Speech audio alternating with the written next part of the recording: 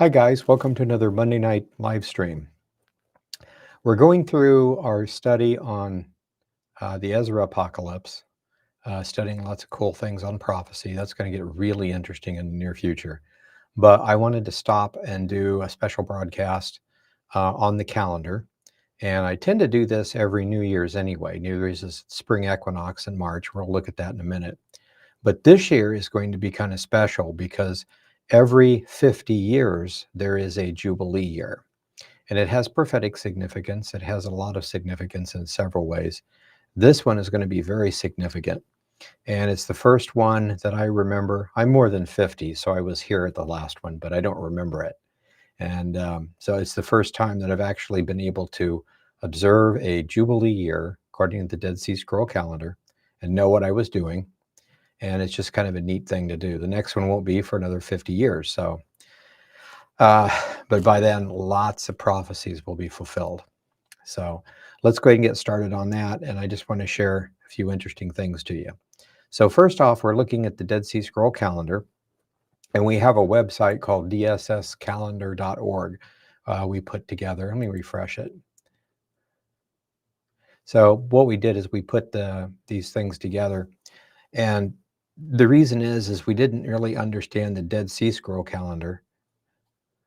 Not sure why it's doing that. Let me try it again.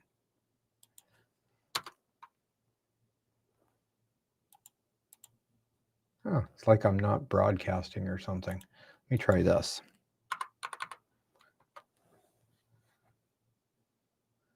Or maybe we're having problems. Okay, weird.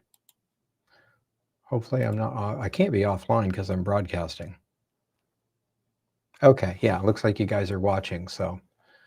All right, I'm not sure what's going on with that. It'll come up here in a minute, probably.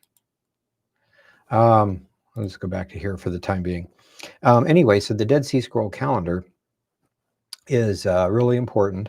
It's, according to the Essenes, the calendar that they used. So to make a long story short, they taught that in the week of creation, which is 7 days long, 6 days, and then there's a Sabbath, which we'll see here in a little bit, as long as it comes up.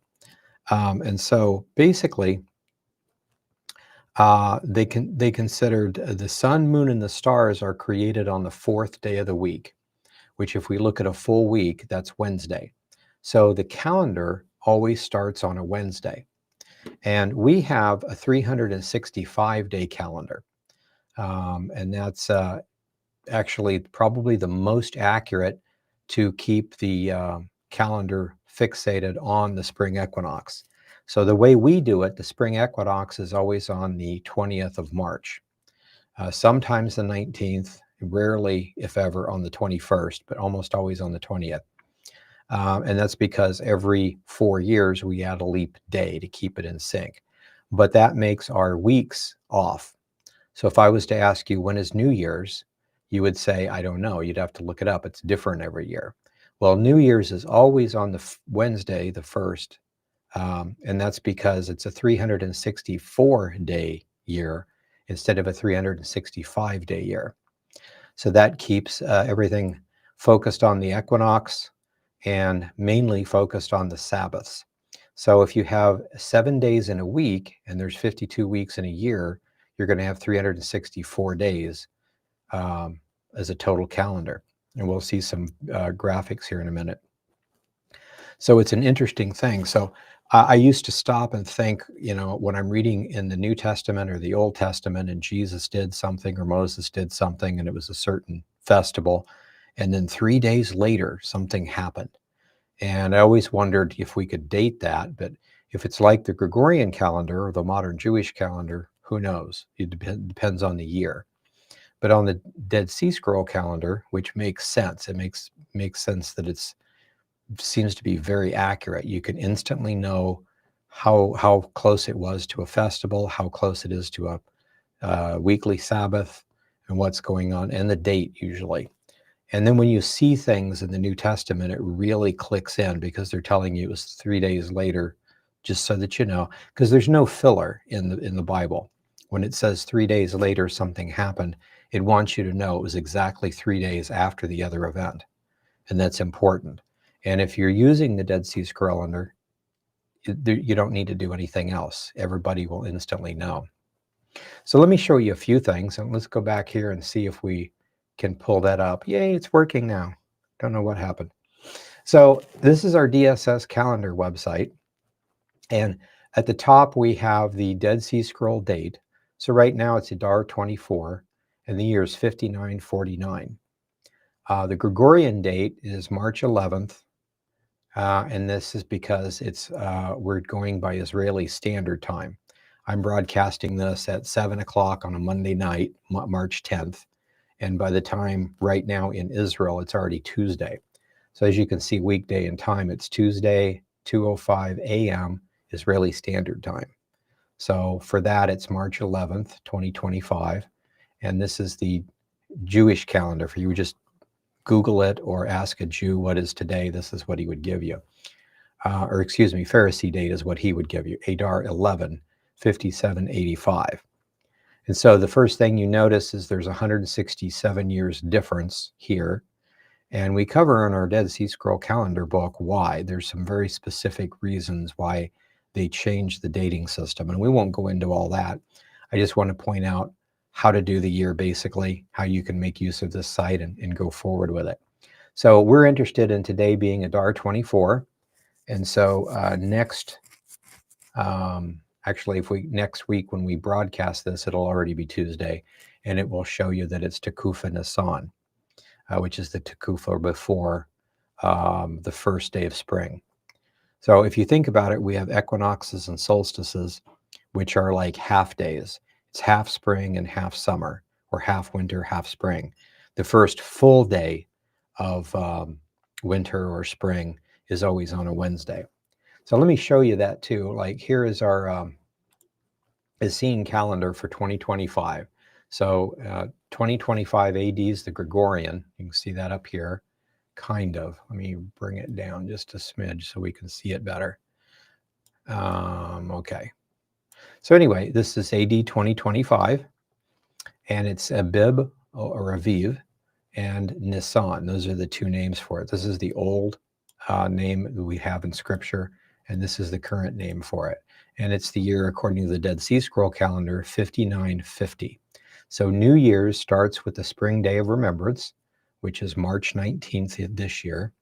And we have a Tekufa, which is the day before every season. So the way this works is you have a 360 days inside of 12 months. So each month is 30 days even. And then there's a Tekufa, which is outside the month. So there's 4 of those. That makes up our 364-day cycle, making everything even.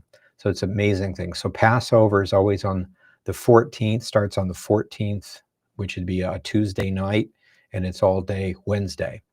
First day of unleavened bread, which is the 15th, starts at dusk on Wednesday night, and it's all day on Thursday. So you can we'll come back here and we'll look at Passion Week probably in a couple of weeks. But this is basically how it works.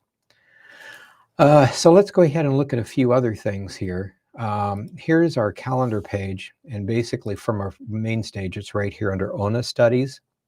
And the way this works is there are 4 ages, and in each age there are 2,000 years. And we have ONAs, which are 500-year periods, and those are the main prophetic things that we want to look at. So if you just click on here, it would be this one.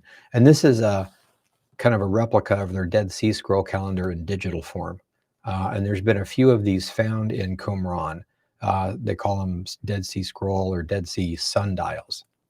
So basically the way this works, you can see this inner ring here is 14 pieces. So they're teaching, and people ask me, how do I know for sure? I know for sure that's what they taught because they wrote it down. How they're right or wrong would be open to debate.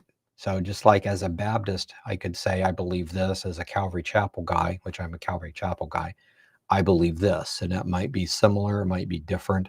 And I'm not saying I'm right necessarily. I'm saying that's what I believe. So that's what they have here. but they were noted to be 100% accurate prophets. They've written some amazing prophecy in the Dead Sea Scrolls. And so their prophecies center on calendars.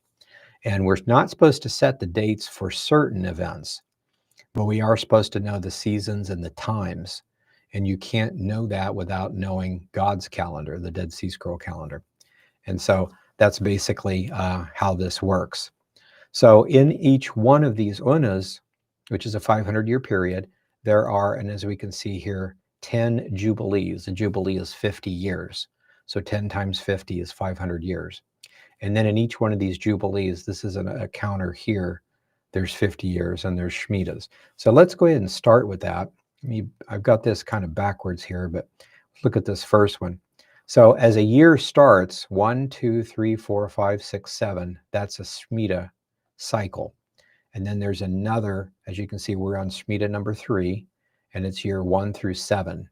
And then it starts over with number 4 and goes 1 through 7.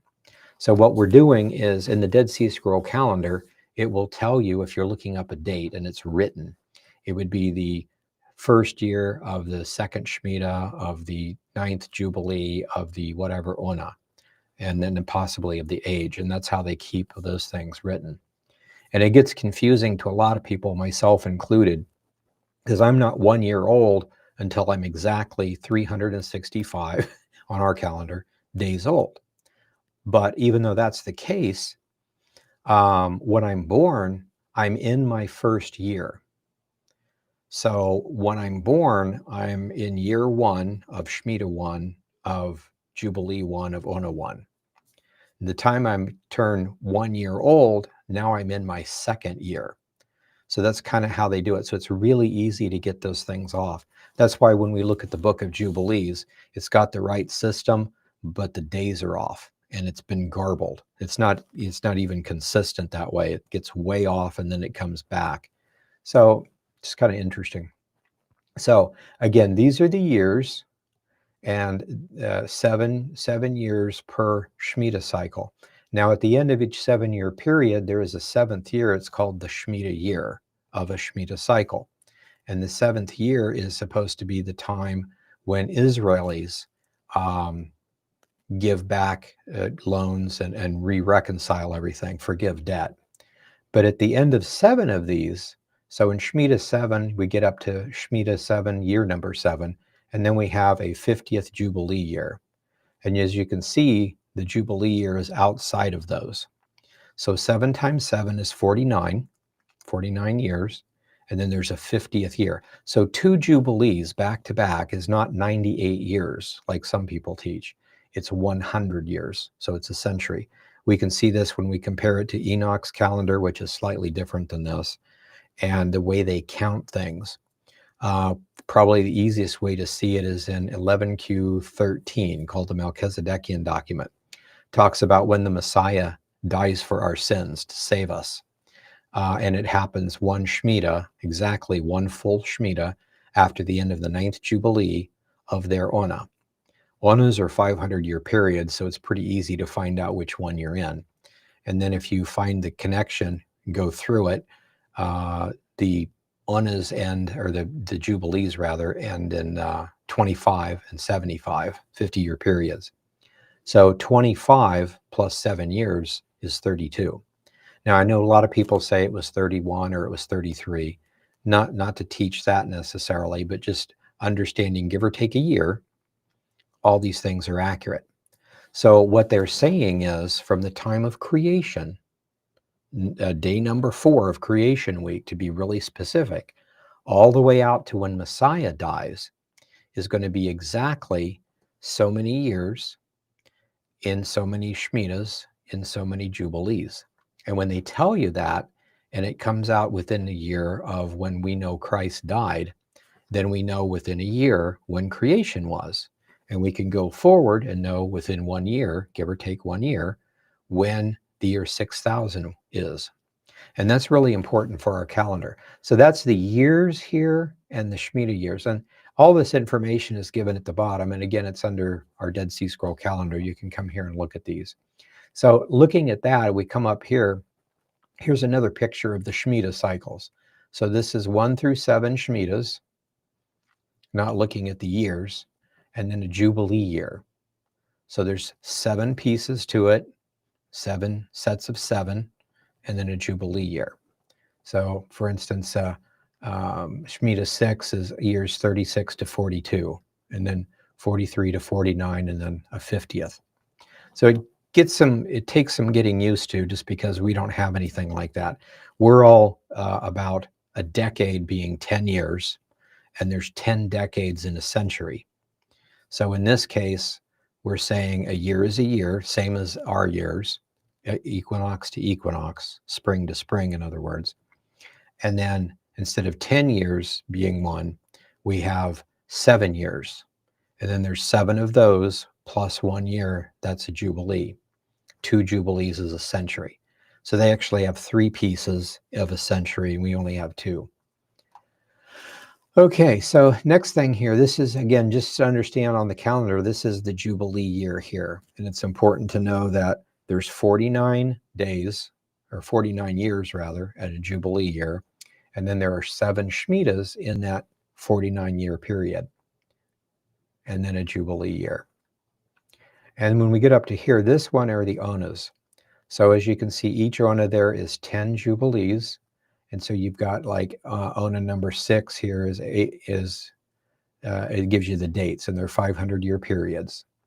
And the AM is Anno Monday. It's from the creation of the world. And you'll see this in a lot of Jewish things, except that the modern Jewish calendar is off by 167 years. But anyway, pretty close to the same idea is that way. So again, the way that it works is there are 14 of these Onas, and there are prophecies in Scripture that give us, and it's a whole other study, and we've got some of those online, but there are prophecies that let us know the event being prophesied happens in a certain Ona. So we know exactly when that takes place. So that's pretty interesting. Go on up one more here. This is our week, and basically the concept of a Sabbath. We have 6 days to work, and then we have a 7th that we rest on. So this is a picture in the religious cycles or festivals. The ritual part teaches you the concept of a 7,000-year cycle. And so the idea is between creation of heaven and earth and the creation of a new heavens and a new earth, which is the time period of mankind, according to the Essenes, is supposed to be 7,000 years. So you've got 6,000 years of man's history without the Messiah, and the Messiah ruling on earth for 1,000 years. Now, biblically, as a Christian, we see in Revelation and other places, we call that the millennium. So there's yet a future millennium. And we don't know when that is because we don't have the Dead Sea Scroll calendar. And again, I can't prove this is correct. I can just tell you this is what they taught. These are the dates. So they're setting their own dates. So that's kind of what we wanted to look at. So if we look at this, there are ages that are 2,000 years apiece. So this first 2 days is the age of chaos or creation. The second 2 days is the age of Torah, which starts with Abraham and goes to the Messiah's first coming. And then there's 2 days or 2,000 years of the Messiah's reign. It's called the age of grace, not his reign, but called the age of grace. We would call it basically the church age. They kind of overlap. They're actually different things, but it's basically the same. And then we have a half of an age, a 1,000-year period called the millennial reign. So 3.5 ages. Thought that was pretty interesting. So we can look up here, there's ages. So again, the first 4 ages, or first 4 onas, 500-year periods, are the first age. And that's from 1 to 2000 AM. So this would go from creation, which is right here, up to right here, which is the time of Abraham. And then 2,000 years later would get us to right here, which is the time of the Jesus first coming. 2,000 years later would put us right here, which should be the second coming. So you've got 3 ages, 3 full ages, and then kind of a half age, which is 1,000 years. And that should be a 1,000-year reign of Christ. So that's the basic concept of the calendar. We've got a lot of other studies on here, but I kind of wanted to share you. I thought these graphics kind of show things a little bit better. So, okay, so and you can go up, and in here we have things. So like we're in the 12th ono right now, getting toward the end of it. We should be able to come up here, and there's a handful of things like the Balfour Declaration, and we're trying to do it in their way so we see their patterns. So for instance, this is the 8th Jubilee, and this is the Jubilee year, which would be 1975, and the past 49 years would be these 7 Shemitahs. So this is the AD event. So from 1926, if you can see this, let's see if I can bump that up a little bit higher. Okay, so in this example, the first Shemitah is 1926 to 1932. The second Shemitah is 1933 to 1939. So it's a 7-year period. And we go all the way down to 74. And then the next year is a Jubilee year. The following year starts another Jubilee cycle. So we have 1976 to 82, and it goes on down. And several things happen. We've got the Golan annexed, Sanhedrin reestablished, First and Second Gaza War, some of the other prophecies. So it should be really interesting. So let me show you a little bit from our book, and then we'll just take questions and see if you guys have specific questions. This is from our book, Ancient Dead Sea Scroll Calendar. And basically, I want to start with this one here. This is our 7-day week. So again, what they taught was the first day is light. The second day is the atmosphere, the firmament. The third day is the dry land and the plants. Fourth day is the sun, moon, and stars. So their concept is that you can't have a calendar without something to mark the calendar. So you need a sun, moon, and stars to actually understand days and weeks and years. So day 4 of creation week is the calendar's new year. I've had people have problems with this. The first day of creation week should be the first day of the calendar, and it's not, it's in the middle.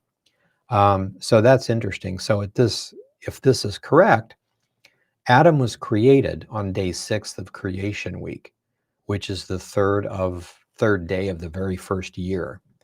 And then when Seth is born, we don't have his birthday record, but we have the year. So it's exactly 130 years, just like we count years. Spring equinox to spring equinox, always the same. So you, depending on how you're doing your leap system, you're off a day or two or something, but in several years or decades, you're going to be in sync. So this is how that works. So the whole concept here, the next section here, is the solstices and equinoxes. They're just called tekufas in Hebrew, okay? But a solstice and an equinox is when, if you remember this, basically the sun is in the center, the earth is going around the sun, the poles are tilted. So when the sun is shining directly on this, the days are even as it rotates. So you're going to have 12, basically, depending on where you're at, but it should be 12 hours of daylight and 12 hours of night in a 24-hour period. By the time you get to the winter solstice, it's tilted to where the sun is directly shining on the southern hemisphere instead of the northern. So we have up here in the northern part, we have the most amount of darkness. So that's why in the winter, instead of getting dark at like 6 and 6 like it should be, it gets dark at 4 or 5 o'clock, and that's because we have our daylight savings time. But anyway, and then in the summertime, the opposite, sometimes it stays light until like 9 o'clock at night. So there's like a 4 or 5 hour period of difference. So this is the shortest day and the longest night. And you can just mark these. And then when you get back to the September, the fall equinox, it's the opposite of the spring, but it's going to be the same thing. 12 hours of day, 12 hours of night. And then you get to, in June, the summer solstice. So solstice meaning soul or the sun. It's at its darkest part and it's at its greatest part. So in June, that solstice, the sun's rays are hitting directly on the northern hemisphere. So we have the longest day. And like around, like I was saying, instead of 12, it might be more like 14, 15 hours. So, and we just keep going through this cycle. So what they want to do is create something, and there's different calendars around the world. They're all stone so that they last. Stonehenge is a great example of a big calendar. Now, it was confused by pagans later, and probably human and animal sacrifices and all sorts of stuff. But these big, what we call in Hebrew a Gilgal, are big circles of stones so that you can mark the solstices and the equinoxes. And so that's how that goes. So every time you can mark a summer solstice, then a new year is began. Now, there's a big debate on exactly when, give or take a couple of days. And again, I don't think most of us would care, as long as we are give or take a year for our year and give or take a couple of days for our calendar year to begin. And in this case, since the new year always starts on a Wednesday, it's either this Wednesday or next Wednesday. And you'll notice if you go to my calendar and other people's calendars, a few of them have said the new year always starts after the spring equinox. And I'm saying, like almost all the other calendars, it's give or take 2 days one way or the other to keep it as close to the equinox as possible. Otherwise, you get an entire week off before you correct it, which is still better than the modern Jewish calendar. It gets an entire month off before it's corrected, which I guess would be 2 weeks. So let's go to the next thing. So that's about equinoxes. So the only thing that you really need to know is every year you need to mark the equinox. And the equinox is actually the literal day that a new year would begin. Okay. So here we have the Essene year. And again, the whole idea of spring, summer, fall, and winter, there's one season, but there's early spring, spring, and late spring. And then early summer, summer, and late summer. And these are the 4 months. Each month is 30 days. So 12 times 30 is 360 days. That's why we have a 360-degree circle on a lot of things that we do, a lot of our tools. But the thing is in between these, at mid-spring, mid-summer, mid-fall, mid-winter, we have the Tekufas, which is one single day that's outside the calendar months. And so that's why we have a 360-day prophecy type calendar, and we have a 64-day normal calendar. So again, it's confusing, but at first, if you've never looked at it, but once you get a hold of this, it's much more logical than the Gregorian calendar or modern Jewish calendar or whatever. So 4 months each, or I mean 4 seasons rather, each season having 3 months, each month having 30 days. It's always the same. And if New Year's Day always starts on a Wednesday, then the rest of the stuff will always be the same, except we'll lose a day every so often, which is the reason why on the Gregorian calendar, every 4 years, we have a leap day. So on this system, every 5 to 6 years, and this is testified in the Book of Enoch and the Dead Sea Scroll calendar sections and a whole bunch of things, every 5 to 6 years, we have a leap week that resets the system. Everybody has to do that. Modern Jewish calendar has a leap month. So it's either a day, a week, or a month. And as an American, I would say, well, counting years, Gregorian's the best. It's give or take a day, you know. But then all of our weeks are messed up that way. So to understand prophecy, it's really better to have a leap week and to have everything be the same every year. So my birthday comes on a certain day, but it's different every year on the Gregorian calendar. It's the exact same day and day of the week on the Essene calendar. So that's what's fun, going and looking up your birthday and having an Essene birthday. So that's basically how this works. Now this outer one is the count of the weeks. So you've got 1 through 52 weeks. And those weeks, 52 times 7 is 364. So that means the New Year's is always going to be on that Wednesday, always even.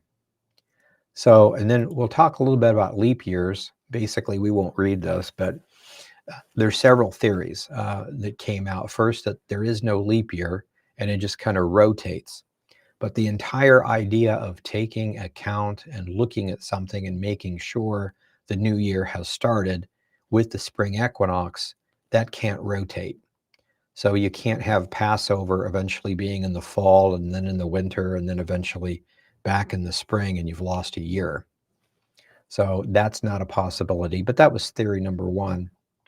The second one is a leap month. And of course, in this calendar, it's a completely solar calendar. There's no lunar calculations. We'll see that here in a minute. So there's no sense of waiting an entire month being off before you add an extra month. And see, that would make every so often you have a 13th month, which is what you do have in the modern Jewish calendar. But that just does not happen anciently. It's always 12 months. Everything's always the same. So theory number two works for the modern Jewish calendar, but not the Dead Sea Scroll one. Theory number three is that you have a leap day. And that was thought to be a way to keep it every single year. You have an extra day or two. And then after so many times, it should keep it together. But it drifts off still a little bit. Every so often you have to add extra days, and it doesn't work. And this is an example. We'll see it here again, that there is a Dead Sea Scroll calendar, fragments, two specifically. We'll look at them in a little bit, but it has the first day starting on Wednesday, and it marks a new moon. And then on the 17th, it marks this is a full moon rather, and then a new moon. And then on the 30th is a second full moon. So that's a blue moon in that month, second full moon in a month, calendar month. And so it goes on. So that led some people to think, okay, it's lunar, like the modern Jewish one. And so you have to find a year when the full moon is on a Wednesday in the spring, in March, on a Wednesday in March, and then start from there. And you can do that. It happens every so often. But then there are other things that are important to this. Number one, this calendar goes out and lists and it replicates for only 5 times, and then it ends.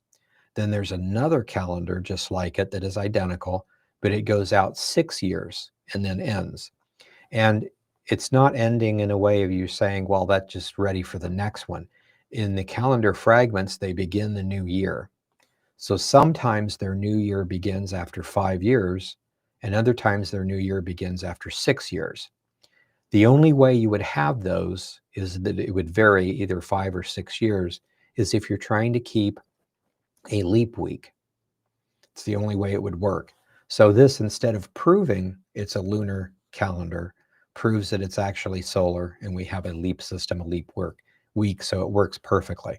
And again, like I say, with 11Q13, the Dead Sea Scroll that predicts when the Messiah would die, using their language, if you use this calendar and you calculate it out right, everything comes out perfect, give or take 1 year. Not per decade or per century, but give or take 1 year in 6,000 years. So that's pretty neat. So, and the Dead Sea Scrolls for these calendars are 4Q, 230, and 231, but there are a lot of fragments they had to put together. And they were so fragmented that it took them a long time to figure out how to put them together. And the university at Tel Aviv finally pulled them together in like maybe 5 years ago or so. So it's very, very new that we now know how this works. So, and then going on, the fourth theory is a leap week, and that's what we have every so many, either 5 or 6, depending on how it works. And we'll show you how to do that here in a minute. We'll go back to the other calendar. Another leap week theory is that there's a leap day or a year or whatever on the Shemitahs and Jubilees. And that's a good theory, but again, the calendars don't show any extra days inside of that 5-year period or inside of that 6-year period. So there is no leap day every single year to keep things in check. In other words, that would make it, with a leap day every year, that would make it a 365 day, be similar to ours. But then every 4 years, you'd have to add another one. So Shemitahs and sun cycles was another theory that doesn't pan out either, unless you have something extra. And the only one that works then is this leap week, or not the leap day, excuse me, the leap week theory. And you don't have to add anything else to it. It's all straightforward. So let's look at this one. Now, this is an example of how do you tell when it's a new year? How do you tell it's the spring equinox? Well, if you're using a Gregorian calendar, you can just look for March 20th. There you go. But if you don't have that, how would you tell? And I talked about Stonehenge type Gilgals that are multiple. You stand in the center and there's a circle and there's multiple pillars.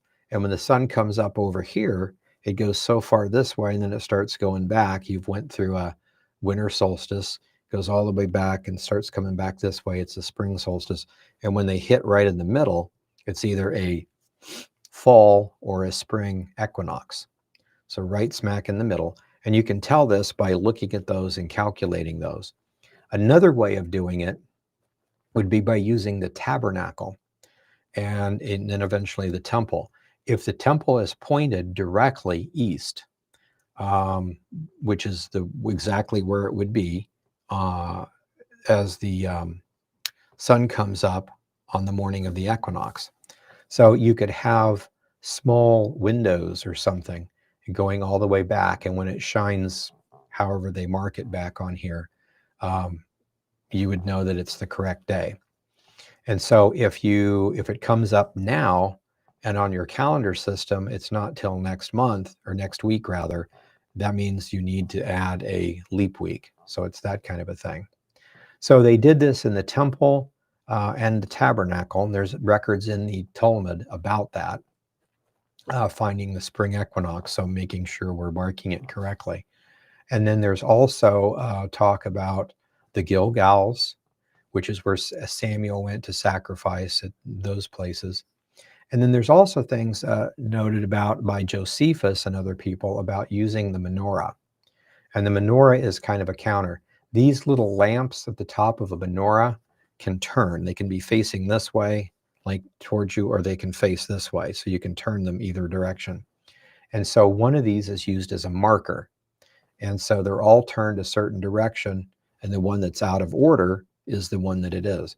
So these 7 candles or 7 lights represent the 7 days of the week. So say, for instance, the equinox is on a Wednesday. So that's this middle calendar. It would be turned, so that would be noted. Now, say next year it is on Tuesday, or maybe it's one of those things where you have 2 days. It's actually on a Monday or Tuesday. And then we go back to Sunday, the first day of the week. And as soon as it drifts out of that week, where it would actually be on the previous Friday, that's when you would add a week and put it back. And so now the equinox would be here. And then eventually it would start drifting back. So in either 5 or 6 years, it would be back here. You would need to add another week to put it back. So these are markers in doing it that way. So this is like a timepiece, understanding how it works. Reason why we call it menorah, the timepiece. And an easier way to do it is to have a sundial calendar situated at the right angle to mark it every single time. There are some very intricate, large sundials. And I've showed you before I think we have still a YouTube playlist about the calendar system. And I showed you a couple places where you stand at one point and then a long ways out, there are peaks. And you can see there are so many peaks. As long as you can go so many this way and come back, you can mark all the months. And then some of them have peaks, double, where you can mark every 2-week period. And so looking at the top and the bottom of each one of those, you can actually mark where the sun comes up every single Sabbath. So that's pretty cool. It can be marked that way. There are several of those around the world, but there's one in Korea, I think it's Korea, that is really amazing. It's like 2 or 3 times bigger than that. It encompasses like a 2 or 3 acres, this large stone thing. And the way the sun shines through, it actually marks the days.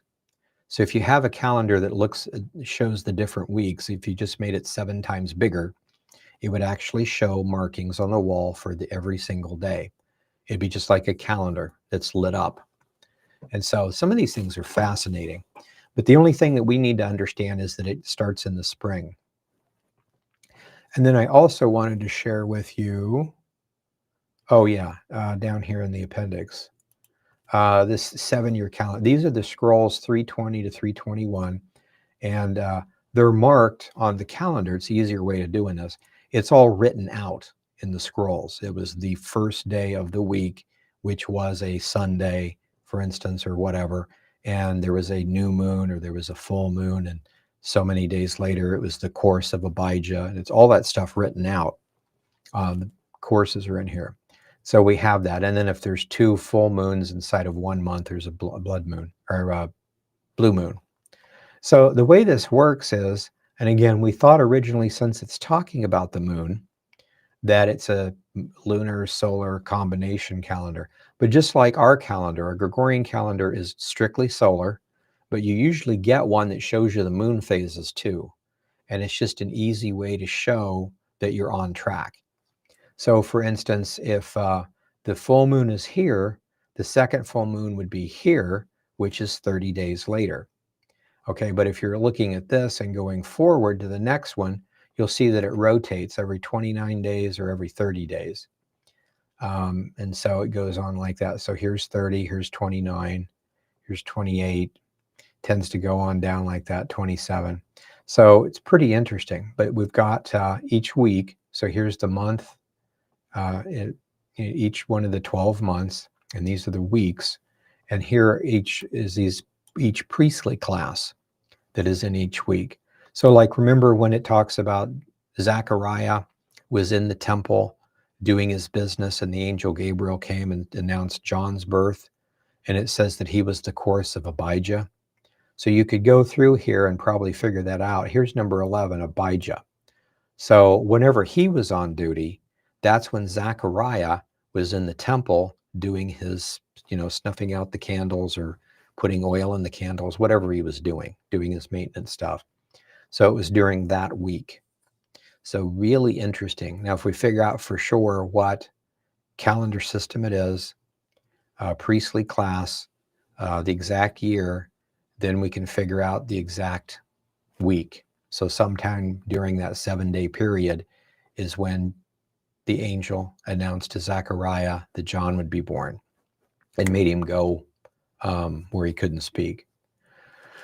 So anyway, and then they repeat every so many. There's 24 courses. So anyway, I want to show you this. This is the first year. So we go down here, and then there's the second year. And as you see, it comes off. See, here's the end of the month, and here's the beginning. This is the Tekufa. So it's outside the months.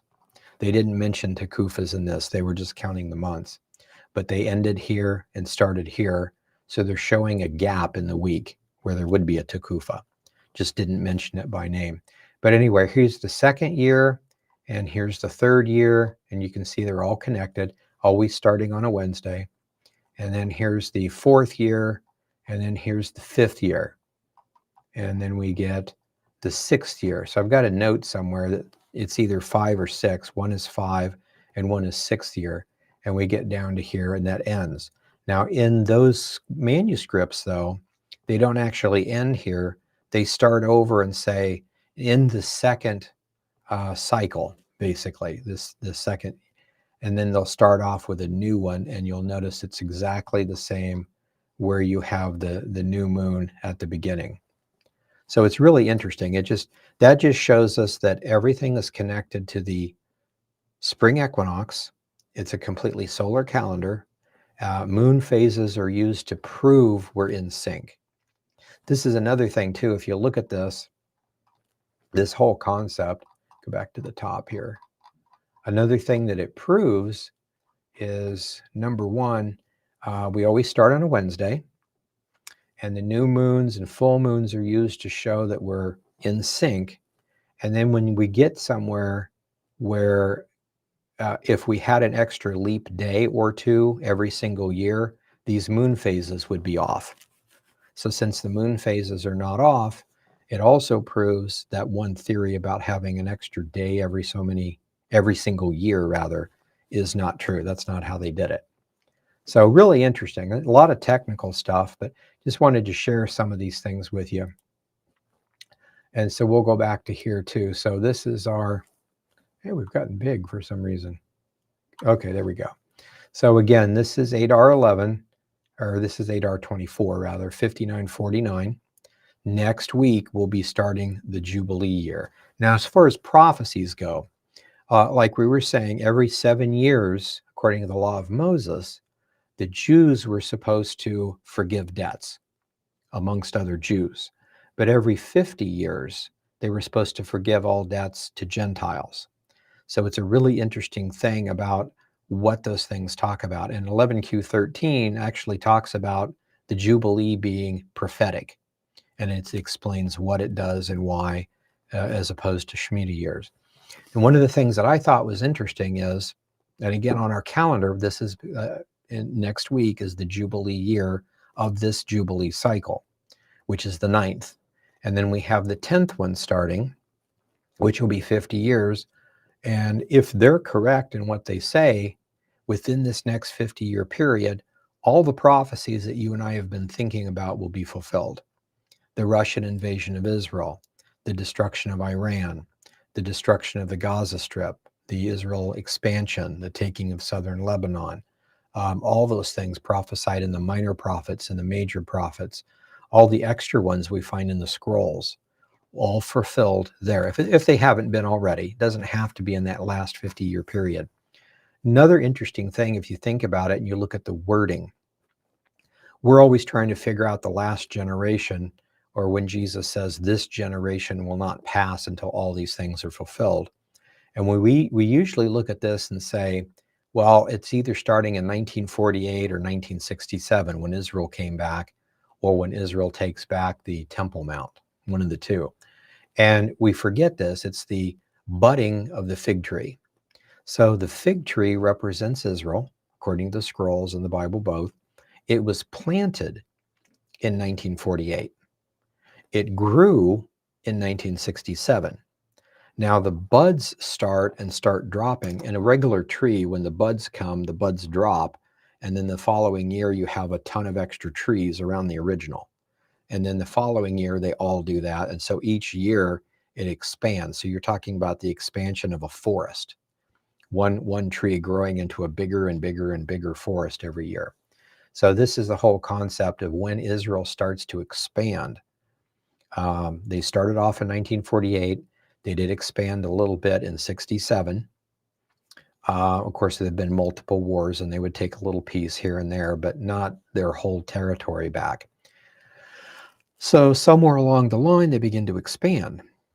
And we talked about last prophecy series we did about 4 timeline prophecies, where 1948, 1967, 32 AD, and then also 2026 are mentioned as timeline prophecies. Events happen on those dates. And we've already seen the first 3, which have been, actually down to the day, correct? But this next one is in 26, and that's probably when they begin the expansion, which it's already technically started, but things take time. So the interesting thing to me is, if we see the budding of the fig tree, which is the expansion of Israel, if the prophecy is correct and it actually does take place in 2026, not this year, but a year from now, it will begin. The process will begin. And if that happens, the expansion is in the last 50-year period, not in ours, the one we're in now, but in the next one, the last one.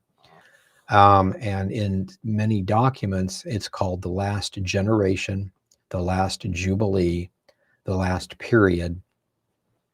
They called a lot of other things too, but I thought that was interesting. So we could be looking at a very literal fulfillment of prophecy in those things. So I just wanted to kind of share this with you. I wanted to wish you a happy Tekufa, happy New Year's, according to the Dead Sea Scroll calendar. And this should be really exciting as we enter the Jubilee year. I'll say one other thing too, because we're finishing up a Shemitah year, of course, now, and then this next year is a Jubilee year. And so I think it is interesting that, not to connect things too much, but with Trump being in office, changing everything around, making the Gentile world much better, if it ends up being that way. If it, in 2 years it doesn't fizzle out with weirdos getting in the Senate and all that stuff. But if it works, if he stays in power, does what he wants to do, and if it works, it's really interesting. Not that he's connected with the prophecies in any way, but the Gentile world, the debts are forgiven for this time around. It'd be really interesting to see what happens. And then, of course, the other prophecies. And there's actually several prophecies about the first Shemitah of this last generation, and then the last Shemitah, of course, of that generation. So a lot of interesting things around. I am assuming, just an assumption on my part, in the next few years we will find a lot more scrolls. Several people know where there are some. It's just impossible to get to. For instance, right now Israel's at war. You don't go dig things up in the middle of a war, unless you're trying to get them out quickly and steal them or whatever. You want to keep them underground where they're relatively safe.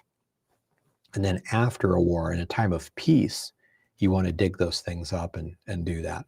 But around the planet, there are several places where there are scrolls that are being digitized now. And so we'll see what happens. It's going to be a really interesting time. It looks also like there would be a worldwide revival. We'll see, but it should be interesting. So, okay, let me switch over to our Q&A and see if we have any questions. Oh, I'm in the wrong place, that's why. Oh, we do have a few questions. Okay, let's see here. Melanie King became a member, level angel. Welcome aboard.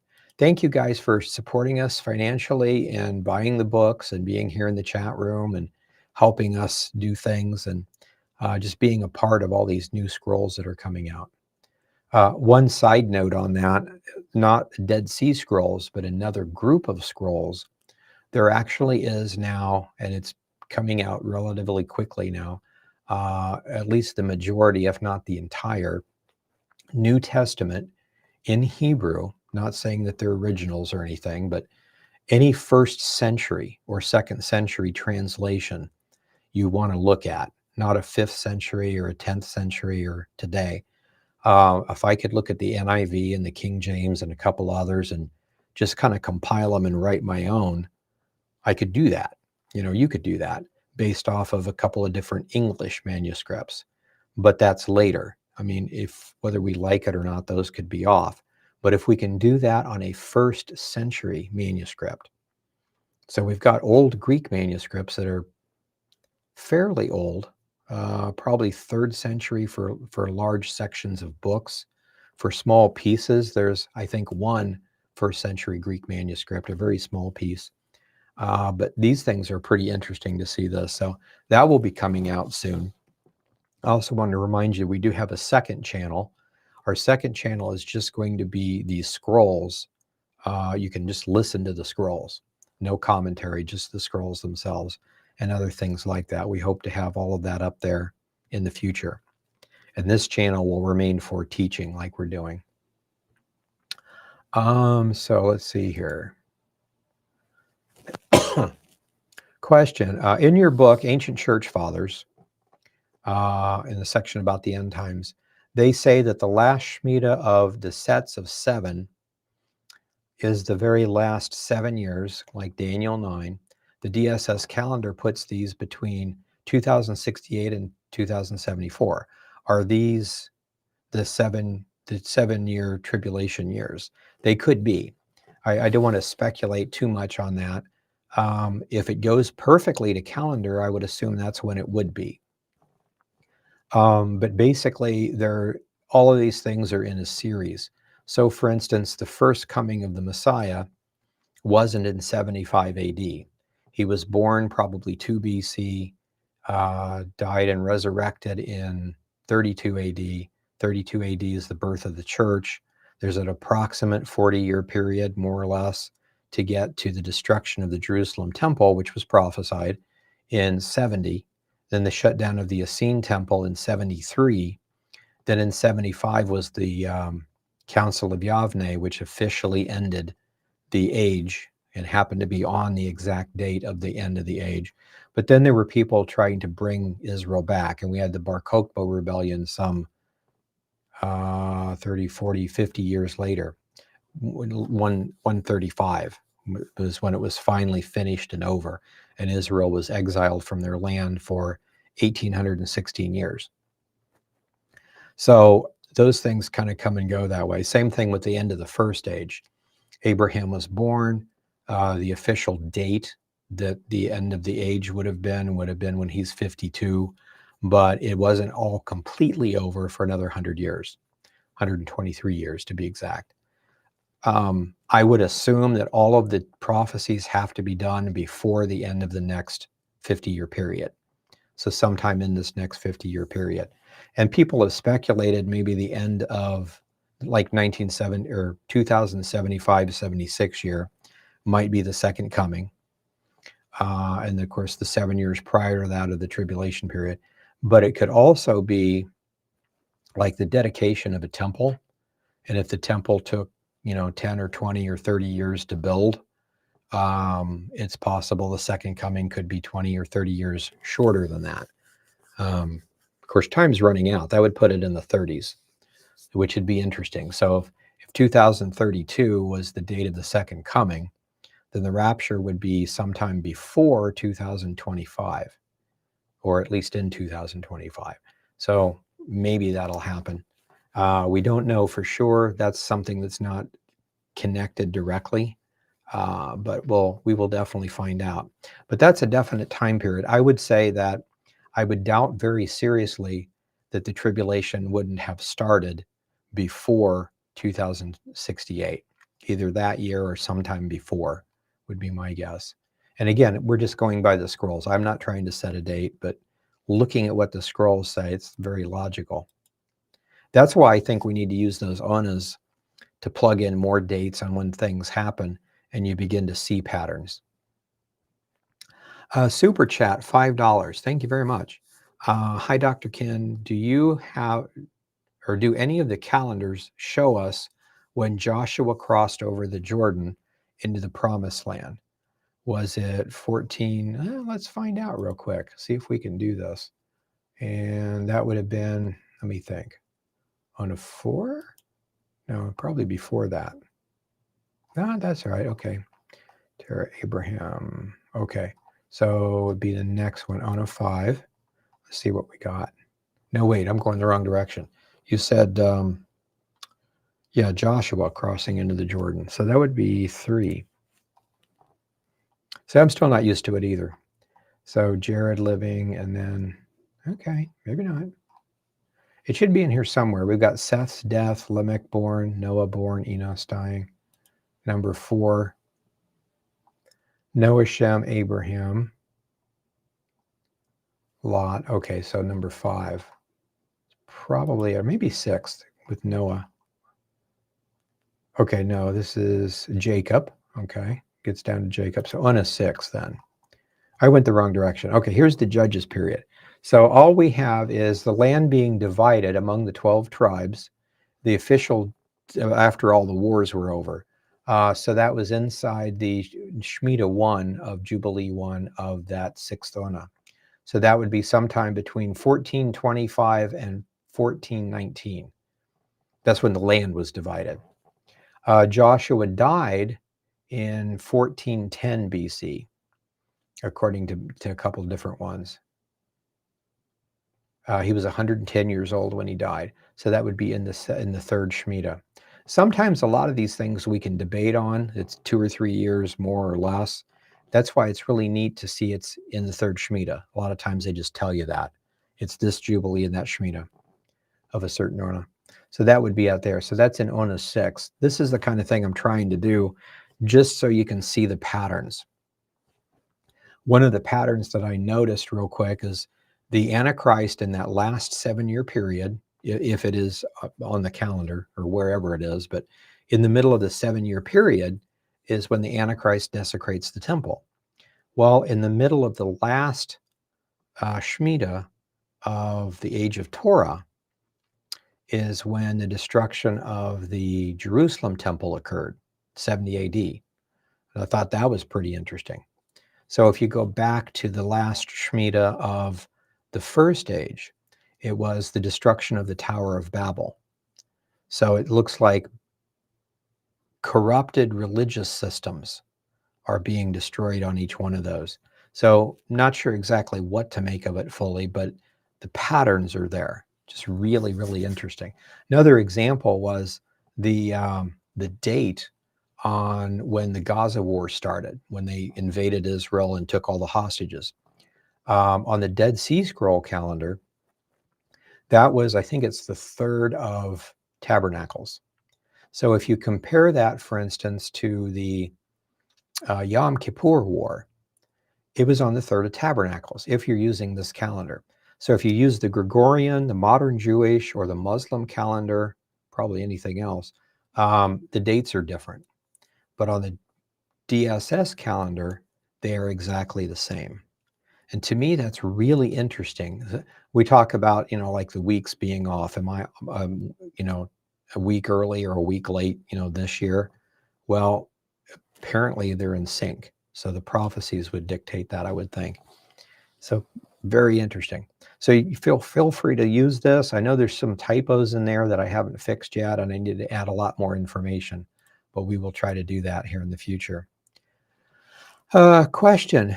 Now you know what is restraining, signifying Paul had just explained the removal of the restrainer. Apostasy is the removal of the restrainer. Oh, okay, is it? It comes from when the Antichrist is revealed. And now you know what is restraining. I think in context, we'll have to do a study on it and see, but I think in context, he's talking about the day of the Lord starting. And that, of course, could be the rapture, could be the signing of the covenant, but he's talking, that's in 2 Thessalonians. He's talking specifically about the day of the Lord and the Antichrist stuff, like the signing of the covenant, him setting in the temple, and him getting destroyed, the beginning, the middle, and the end of that 7-year period. So I think what he's talking about is now you know what is restraining the Antichrist, the removal of the restrainer. And the removal of the restrainer would be and the people debate on whether that's the rapture or the removal of the church or a different kind of apostasy. And I've submitted the idea that it's probably all of those together. Because right now, there's not much of an apostasy that would really try to destroy everybody like that the world wouldn't get involved with. But right now, if the rapture was to happen today, and then the Antichrist was to try to start that today or tomorrow, the world would be in chaos and everybody would come along behind him. There would be a major apostasy and that stuff would happen. So I'm thinking it's probably the same thing. That's just my guess. The rapture begins at the beginning of or happens at the beginning of the tribulation period. I could be off, but that's just kind of what I thought of. So I think that's what we're talking about. So the Holy Spirit in the church is actively moving to restrain evil. And when we're called up, that's the last kind of a sign for the people to know that these things are real and they need to repent quickly. And I think that's what's going on. Based on Genesis 9:20-27, what Ham did to his father Noah is the same as Leviticus 18:8. Ham having relations with Noah's wife because Noah cursed Canaan because of it. It's a possibility. There are several things. The curse of Canaan, I think, also came because of a dream. So it was connected to, and you learn this in Noah's Testament, which is a different Dead Sea Scroll. But the wording of the text could be that he did something like that. A lot of people have speculated it was a homosexual act. A lot of people have speculated that he castrated his father. The idea being that there are 3 sons, the planet's going to be divided among all of his sons. If he, over the next, 100 years or so, excuse me, has like, say, 7, 8, 10 kids, now you're going to have to divide the planet in, 12 people or so. And that would make sense. It's like, no, I want the biggest part. But then also, many times it talks about you're not supposed to go to your father's skirt, and that's a Hebrew idiom for your father's wife, even if it's not your mother, even if like your father married some other person, and then say your mom died, your father remarried, and then your father died. Well, she was your mother technically, so, legally or whatever, so you can't marry her, be with her. That's bothering your father's skirt, your father's girl, so to speak. So there's several things that are a possibility about it. So messing around with him, or having sexual relations with him or with his wife, or castrating them, or other things, and it might be a series of things like that too. I don't think that we have any text that tells us specifically. Closest thing we have is the Testament of Noah that makes it important for us to know why Canaan was cursed and what the prophecy was about. And it may or may not be related to that directly. Maybe we'll get a scroll eventually that'll tell us that. Isn't the calendar off, though? I've heard that it's not really 2025 because some leaders have messed with the numbers. Well, according to the Dead Sea Scrolls, the modern Jewish calendar is off on its count of the years and also its year count. So if we go back here to this one, the Pharisee date, the modern Jewish calendar, is Adar 11, 5785. Today's date on the Dead Sea Scroll calendar is Adar 24, which is quite a bit of a difference. And then the year's 5949. So what we're doing, you can calculate this and find out, give or take a year or two, using just the Bible alone and several other manuscripts. You could use Jasher, you could use several things. The numbers all come out. Or you could kind of cheat and just look at one Dead Sea Scroll that tells you the Messiah would come and die for your sins, one Shemitah after the end of the 9th Jubilee of that particular Una. And looking at the way they've got the calendar set up, that would make it 32 AD, give or take a year. So again, I think as long as we're give or take a year or two, we should be really close to the exact dates, and they all seem to fit perfectly. So yeah, it's possible we could be off. It's something to study. It seems like almost everybody that tries to do a Dead Sea Scroll calendar or a Enoch calendar, something along those lines, we have the same year, we have the same basic calendar, everything is the same. The only question is, when do you start the leap year? So for instance, mine is March 19th. Somebody else might have the exact same one, but they think it starts March 22nd or 26th, the following. Everybody agrees it starts on a Wednesday and the whole thing, but it's when do you put in the leap week that a lot of people argue about. So basically nothing. We're trying to use this to set dates, to see the future, to see the past, to see how everything coordinates, and we should have it fairly close, but there could be errors in anything. What can we expect to occur in the Jubilee year in a very general way, based from historical patterns, previous Jubilee years, such? Also, is there anything believers can do to celebrate the Jubilee? I don't know that there's any particular, like a festival or anything. The Jews may have something like that. If they do, it's probably rarely known because it only happens once every Jubilee, so every 50-year period. As far as celebrating it, the general idea, according to the Dead Sea Scroll 11Q13, is that the idea of forgiving debts is a prophetic pattern of what the Messiah would do when he comes to do his event and reconcile you to God. Your sin debt, the debt of your sins specifically, is forgiven. So that whole Jubilee ritual points to the Messiah. And so just like the cities of refuge, if you accidentally kill someone and you go to the city of refuge, you have to remain there, because if you leave, the family has a right to take your life. So you have to stay kind of imprisoned in a city of refuge until the death of the high priest who was acting high priest at the time that you committed the murder or the manslaughter or whatever. And then you get to go free. And that also is symbolic of that. It's when our high priest, which is the Messiah, dies, our debt is forgiven. Not until then. So it's kind of an interesting thing. A lot of these things have prophetic overtones. So one of the things we can expect is the finishing of the Gaza war, where Israel takes Gaza back permanently. And that should be not this year, but sometime in that next year. So after March of 2026 or anytime thereafter, we'll see what happens.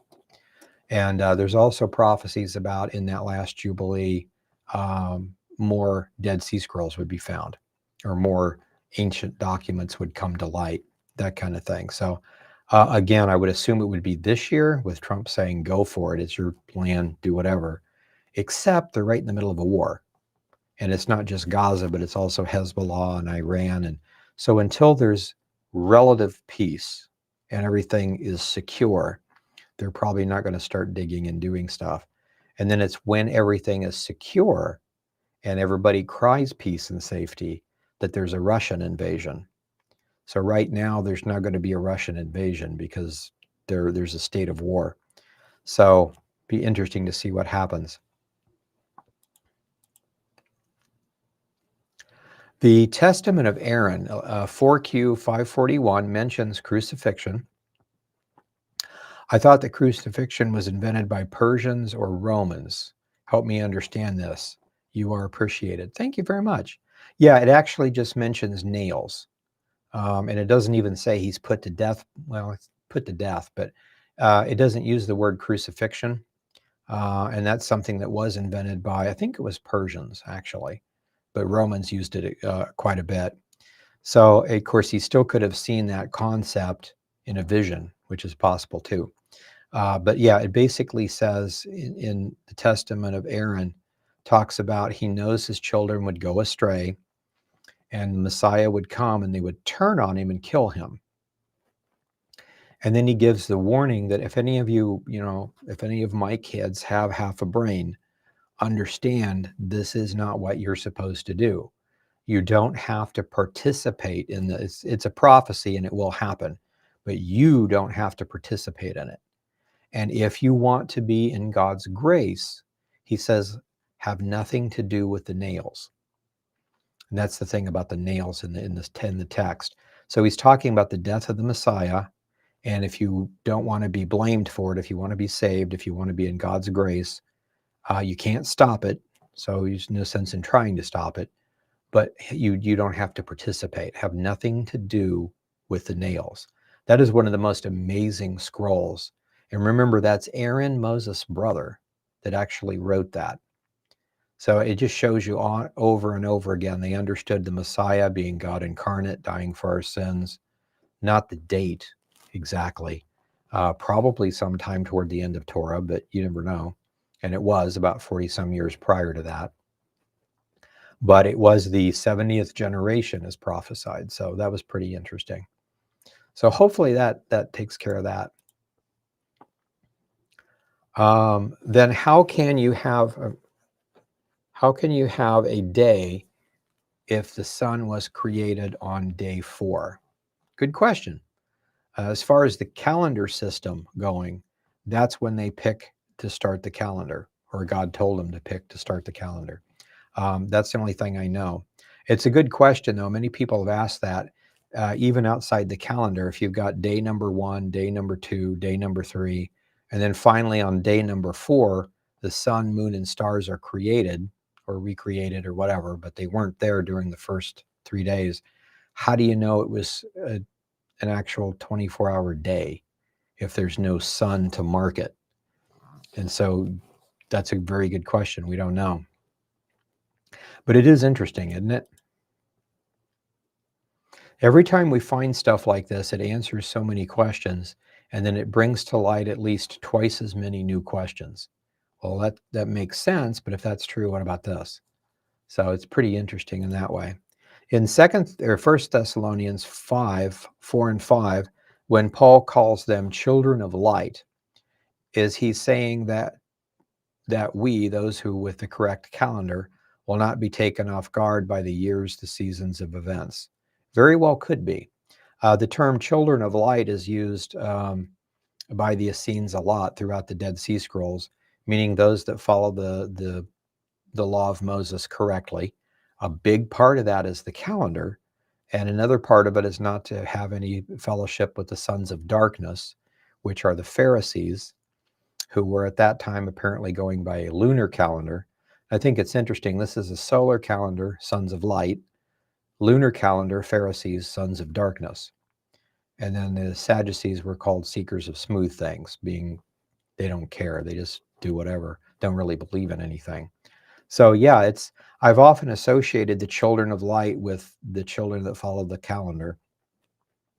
But that is a very good point. I never really thought of that before in that sense. If you're children of light, and even that, let's see, we're not priests, so we wouldn't be doing all the rituals, but it'd still be good to pinpoint the exact day if you can, and at least know approximately what we're doing, the Shemitah area, and then give or take a week for like Passover, give or take whichever 1 week, depending on how you do the calendar. And knowing that the prophecies are connected and seeing the patterns, it's probably the biggest thing we can have to see the patterns, I would think. So yeah, children of light, that's a really good point. You wouldn't be taken off guard. You're definitely not going to be taken off guard by using the modern Jewish calendar. Even if it's not sinful or anything like that, just if you were thinking it's got to be in the last Jubilee, that's still about 200 years from now if we're using the modern Jewish calendar. If we're using this calendar, it actually starts in another year. So to me, the rapture possibly happening a year from now, as opposed to 200 years from now, makes a lot more sense. And, again, if they're thinking there's no way this is going to happen, there's not going to be a messianic kingdom for 200 years, so I might as well go do whatever I want because it's not happening now, they could actually be caught off guard. And then when the rapture does happen, that's supposed to be a wake-up call for them too.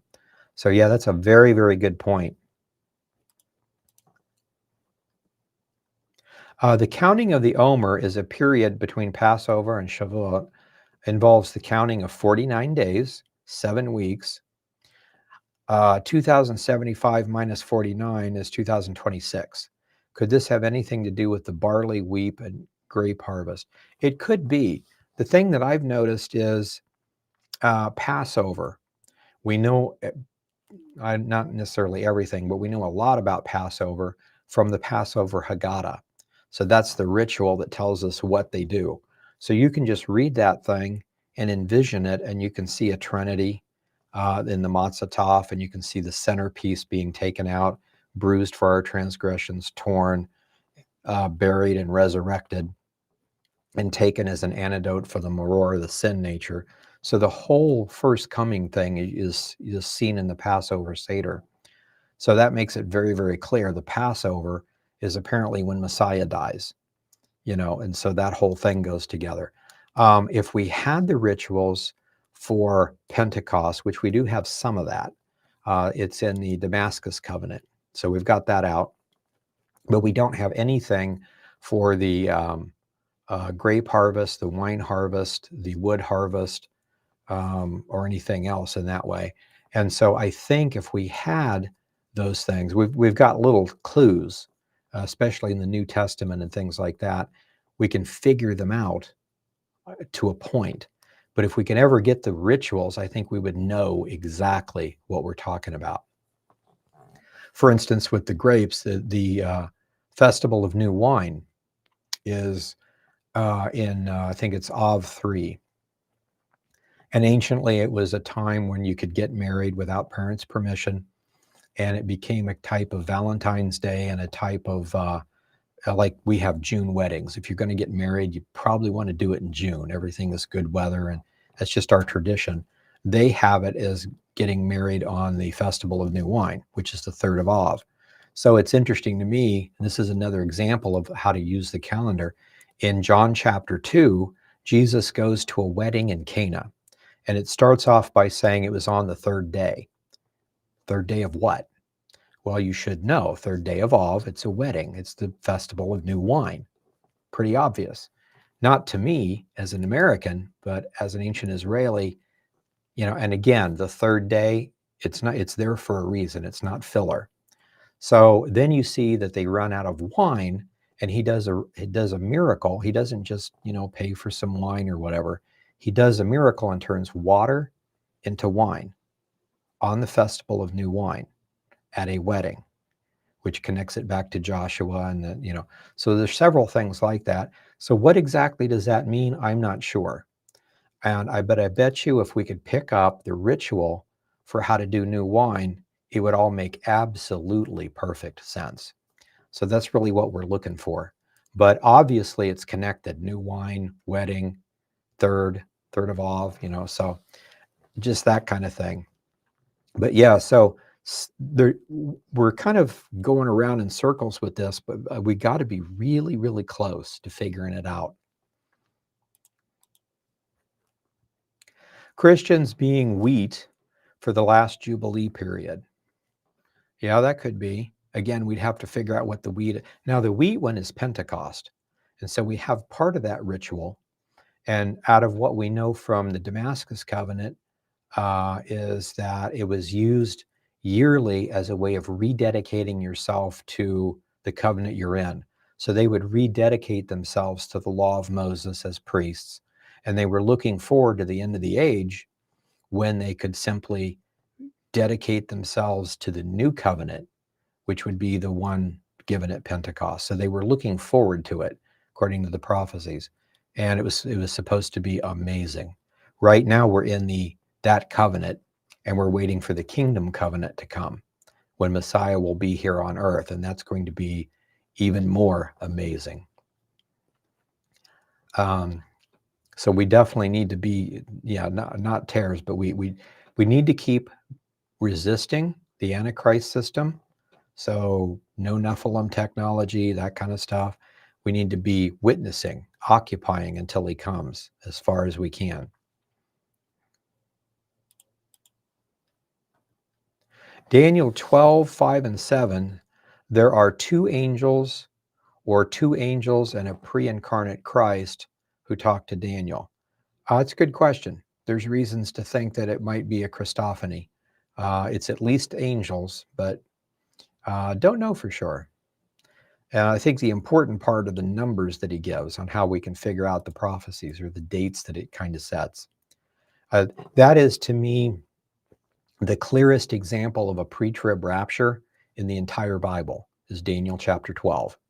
Everybody goes to 1 Thessalonians 4 and 5 and 2 Thessalonians, which are pretty clear. But Daniel is the only one that says, here, let's count them. Okay, 1, 2, very, very clear. Will anything happen when the Jews build the next temple and they have the wrong calendar? Did anything happen in the past by using the Pharisee wrong timing? Or does none of this matter with the end of the age of law? The miracles stopped happening at the end of the age of law, so it may not have anything to do with it. However, before that, there's a list of high priests in the Talmud, actually. And sometimes they live 30, 40, or serve actually 30, 40, or 50 years. They're supposed to retire at certain times, but and that might be their ages. But in other words, a priest could live many, many years doing this work, at least from 30 to 50. So it's a 20-year period. So, and you have long periods of people being a high priest. And then all of a sudden, at a certain point, maybe we could use this to figure out when the calendar shifted. But at a certain point, they talk about a 150-year period when there were over 300 priests. So that means the average lifespan of a high priest is 6 months. And it's like, I don't know where, they're speculating on, don't know what happened, but something's wrong. One of the speculations is that during the time of Rome, they would get mad at you, pull you back and put a new priest in there, get mad at him, pull him back. Maybe they did that every month or two and rotated them. But it sounds like they changed the ritual and did the ritual wrong, which one way of doing that would be to do it perfectly, but do it on the wrong day. But yeah, so there is that point out of the Talmud where in 100 and some years, they had over 300 high priests. And it's like, yeah, that definitely sounds strange. But I don't know of anything like that happening after Christ, like Caiaphas and all the guys. But and then the temple was destroyed, so they're going to build a new one.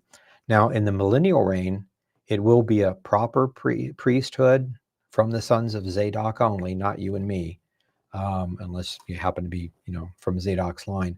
But they would be doing that as a memorial to Christ. We see that in Ezekiel, the last 10 chapters. So again, a lot more questions. It's kind of interesting.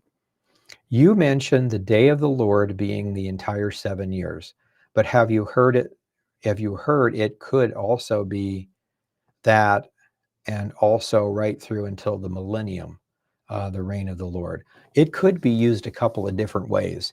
The thing that I've noticed, though, in when Paul is talking about in 2 Thessalonians, I think it is, he talks about, 2 Thessalonians, it talks about the time of our gathering together unto him and what happens.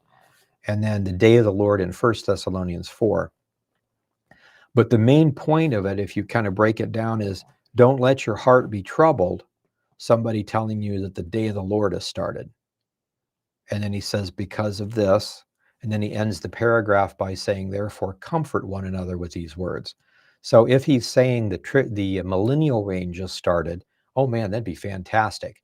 But they know that when the Messiah comes back, there's going to be a bloodbath. So if we're still in this form, it's not safe yet, right? If we're talking about the tribulation has begun, that 7-year period, and I'm right here, that's bad. So in context, when he's saying, don't let your heart be troubled because someone told you the day of the Lord has started. In that case, we're talking about the tribulation period.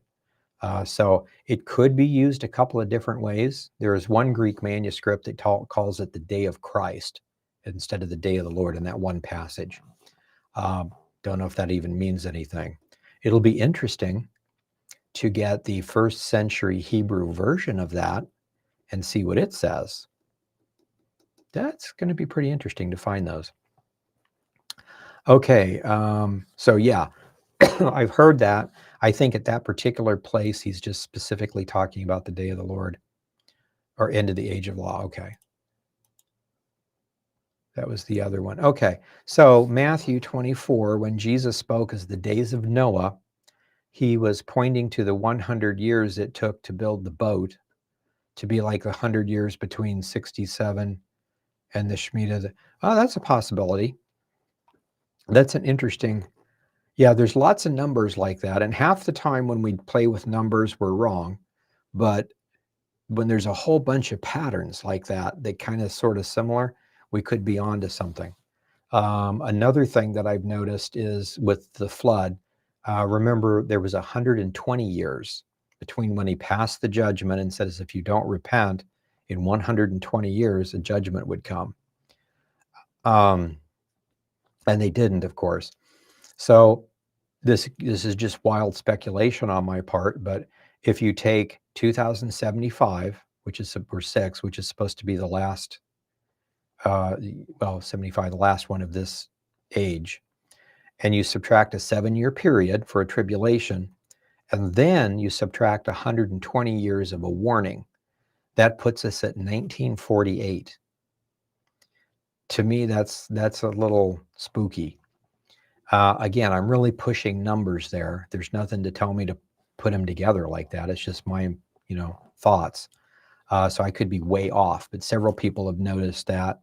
That's another interesting thing too, 100 years between those two. So 120, 140, and there's several things like that. So it's possible. I know we all want the rapture to happen, like preferably today rather than 50 years from now. Well, it wouldn't even be 50, it'd be less, it'd be 40 some. It seems that there is a blood moon this year and next, both falling on Gregorian calendar date for Purim.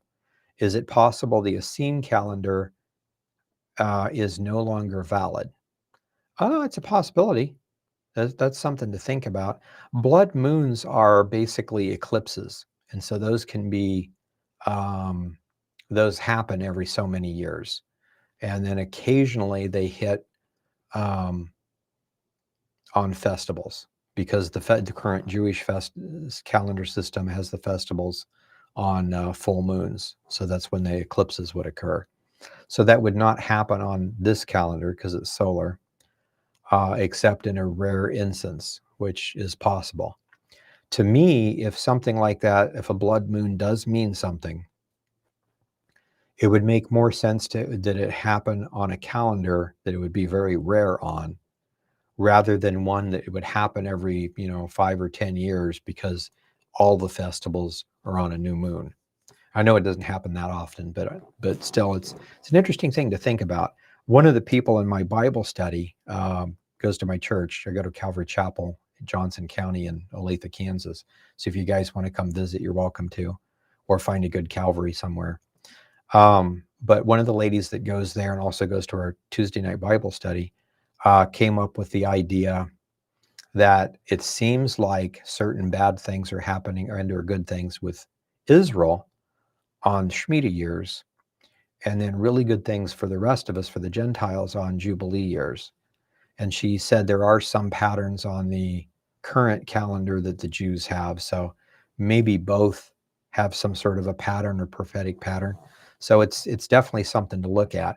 We never want to be extreme of one area and totally dismiss an entire other subject, because we just might miss a key to figuring everything out. So that's a good point. Parker became an angel, a member. Thank you very much. Glad to have you here. Welcome with us.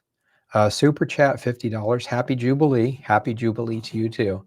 Again, thank you guys for being here and supporting us. Do you reckon the prophecies in Revelation, like the army of locusts with men's faces and the 1/3 of the ships destroyed, to be an actual thing or sort of a metaphor? I would assume the 1/3 of the ships is literal, because it talks about 1/3 of the water, 1/3 of the air, 1/3 of the, it almost sounds like 1/3 of the planet is nuked or something, and it dies off somehow. So like all life in the sea and on the land and in the air. It's kind of what it sounds like.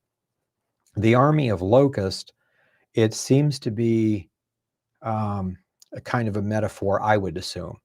If it's demonic, they might actually look like that, but it also seems to be almost like a descriptive idiom. And I've run across some things like that in the first century manuscripts, but I don't know what it would mean. So, like for instance, just to give you an example, in English, I could say I'm lion-hearted, okay, and that's supposed to mean I have no fear at all. I'm a good warrior. Don't mess with me. Lion-hearted, brave. On the same token, in ancient Israel, they had the very same concept, but it wasn't lion-hearted, it was lion-faced. So, in other words, my face is set to attack you like a wild animal.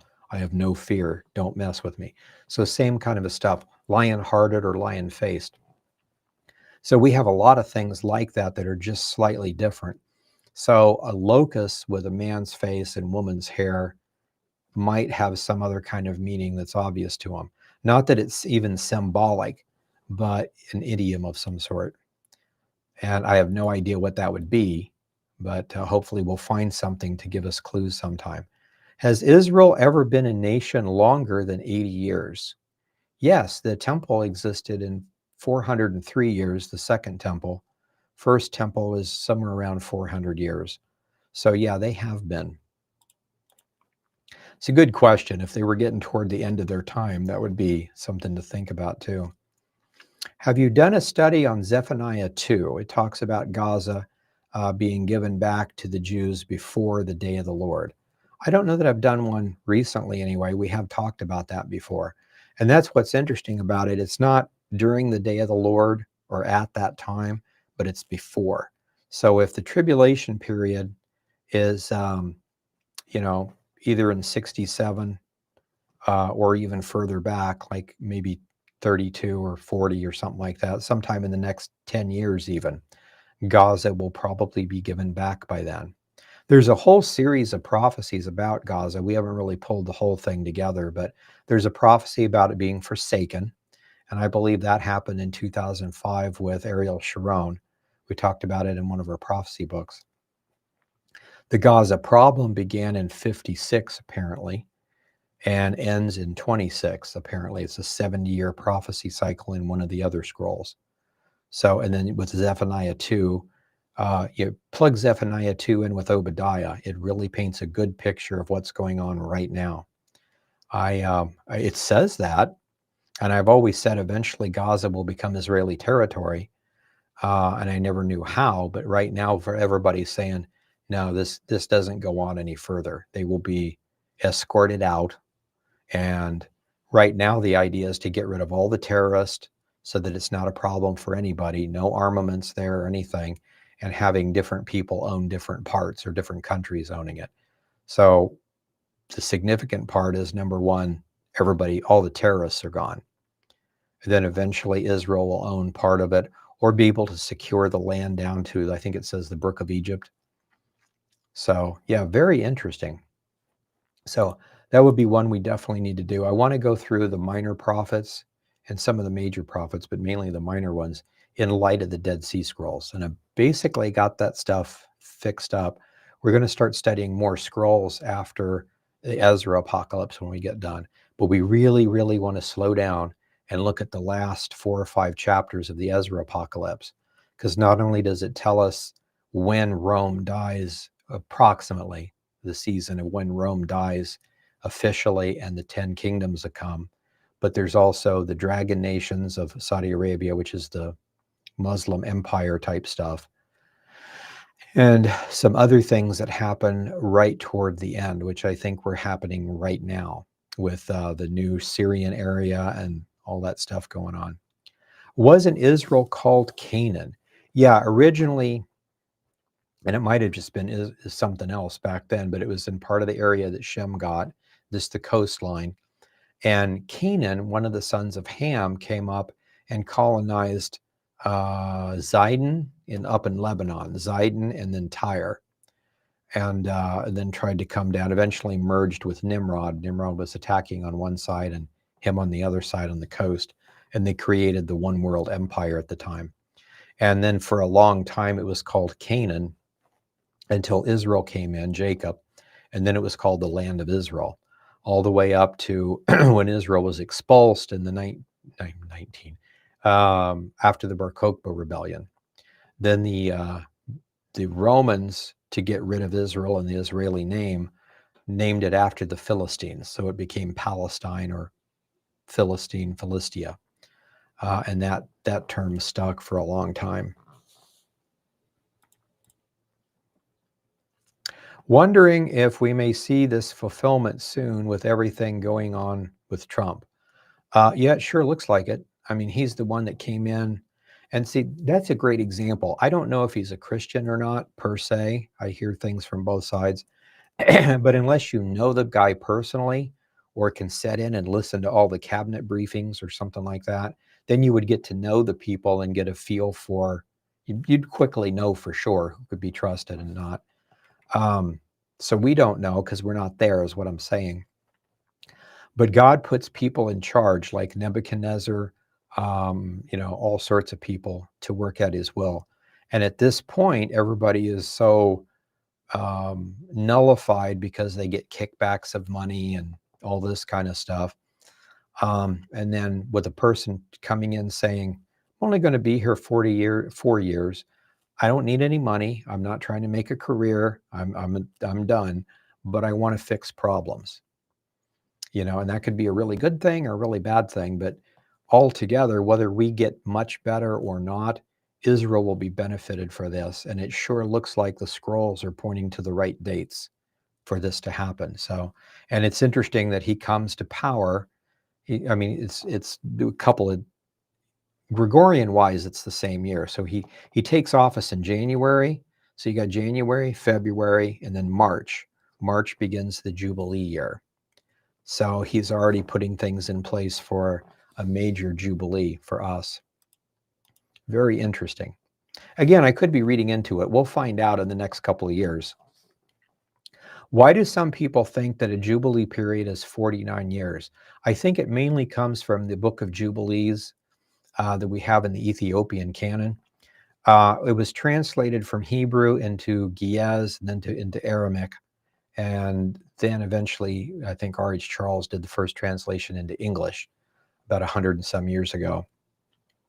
But with the translations, almost always when we have a translation, numbers get garbled. And so what happens is they started thinking apparently 49 years and maybe some other problems too. So they started getting off. They start with creation. If you just compare like when Abraham was born, when Noah was born, when Shem was born, the things in Genesis with their thing, it starts off fine and it continually gets off year by year. And there's some other problems too, but it gets to a point where it's 300 years off from the Genesis account. It's not even close to the Septuagint. It's close to the Genesis, but it gets 300 years off. And then you can see that somebody corrected it and starts slowly putting things back. By the time you get from creation to, I think it's the death of Jacob or death of Joshua, it's either Joseph or Jacob, one of the two. It's identical with the Genesis text. So for the numbers to start off okay, to come way down, and then to kind of correct itself and come back, it shows that somehow it got off and somebody tried to correct it. And so if you add them up, divide them, that kind of stuff, it comes up with an idea of 49 years. So there's 49 years in the Shemitah, and it's just a kind of a confusion in that way. But the Dead Sea Scrolls make it clear that it's sets of 50. So 49 years or 7 Shemitahs and then the out one. And you can see this by, like I say, 11Q13. If they're saying it's in the 9th of a 10-year set of Jubilees, that has to be an Ona. So there's in the 7,000-year creation that they had, their theology dictates this. And so when you put it together and connect all the dots of when they were, you get down to give or take a year. And then the last Jubilee begins in 25, and it was exactly 1 Shemitah later that Jesus was crucified. That's 32. Again, give or take a year that we could be off. But it's really interesting to look at that. But I think that's the main reason why some people do that, Book of Jubilees and then other things. And I think the modern, that's just on the scholarship, but I think modern Judaism, I'd have to ask and see, but I've heard some people online talk about Jubilees are just sets of 7 that start and just never end. And then there's a set of 50, which are Jubilee points that continue and never end, and they don't connect. It's like 2 different timelines. According to the Dead Sea Scrolls, though, they connect. They're part of the same system. So again, it's just a big variance in the calendar system. Exodus 12:43 says that no foreigner shall eat of the Passover lamb. I have Gentile believers who want to host a Seder. What is a Seder, and are they allowed if they're circumcised? And the thing is, everybody gets confused with that. It says very clearly there are no exceptions. So if you're doing a proper Seder and the person has not been not fully converted to Judaism, which is the last part, you learn how to do everything, you start practicing it, you take like a year so that the rabbis can look at you and know you're actually living the lifestyle and doing it right. And then if you're a male, you get circumcised. Then after the circumcision, you get baptized, right? It's a mikvah. If you're a female, you just get the baptized. So anyway, that's the point that we're being. And Paul told us, under no circumstances allow yourself to be circumcised, because then you'd be obligated to do the entire law. Be content with who you are. If you're a Gentile, be a Gentile. If you're a Jew, be a Jew. So if they're doing the ritual properly, the Gentile could come and observe and maybe eat, the bitter herbs or something, but they cannot eat the lamb meat. It would be forbidden in that ritual. Again, that's from the law of Moses. It's the priestly stuff.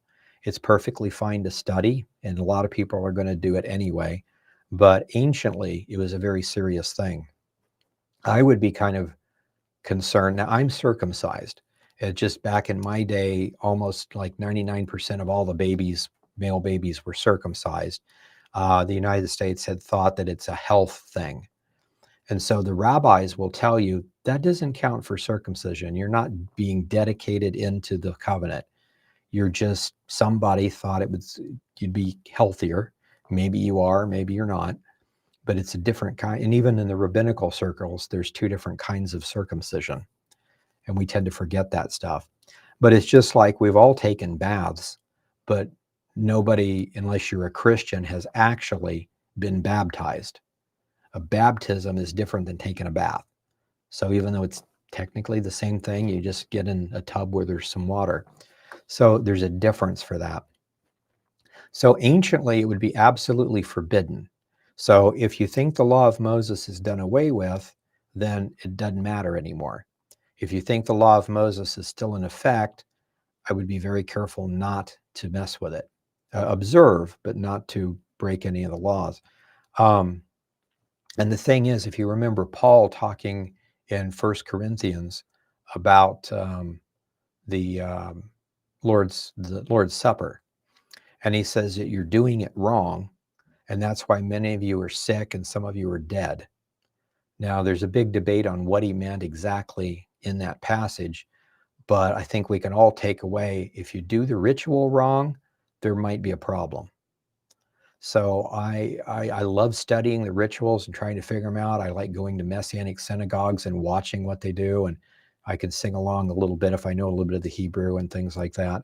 But that's them putting it on. I would not attempt to put one on because I am not a Levitical priest. So it's probably not a big deal, but I would feel very uncomfortable doing it.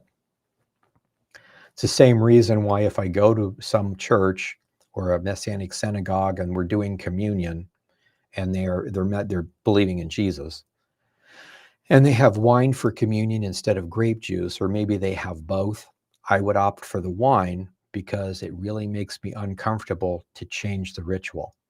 And it's supposed to be unleavened bread, not a cracker. And the symbolism is really important. Unleavened bread has no yeast, which is a symbol for sin. And even though a cracker might be technically unleavened, it has MSG and all sorts of other stuff in it. It's not pure. So, and again, it probably doesn't matter. I mean, my church does the grape juice and the crackers, and so it's not a big deal, but I always feel funny. If you're going to do it, and then today, I wouldn't go to a rabbi to be circumcised into Judaism that rejects Messiah. That would just be bad. That'd be even worse. But if I went to a Messianic rabbi that circumcised me, and there is a re-circumcision ceremony that you do if you convert, even if it was above board, he was Messianic, everything looked good, I don't know that he knows for sure what he's doing, if that makes sense. So it's just one of those things that makes you wonder. Now, when the Lord comes back, he will explain what he wants done and how to do it, and be fine. But I just think when we need to follow our conscience on those kind of things. But yeah, that's one place that is very, very clear. If you're not circumcised, and if for some reason you are not, and you become a Christian, Paul says, don't let yourself be circumcised for religious reasons, because then you'd be indebted you become Jew, so you'd have to follow the law. So it's a blessing to be a Jew, but it's also a blessing to be a Gentile. So very, very important. Hopefully that didn't muddy the water, but helped it figure it out. Became a member level angel. Welcome aboard. Thank you. Isn't the Jubilee year supposed to officially start on the 10th day of the 7th month of the previous Shemitah, as per Leviticus 29:25? We'd have to look at it and see. According to the Dead Sea Scroll calendar, it starts on a new year, and that's always the first of Nisan.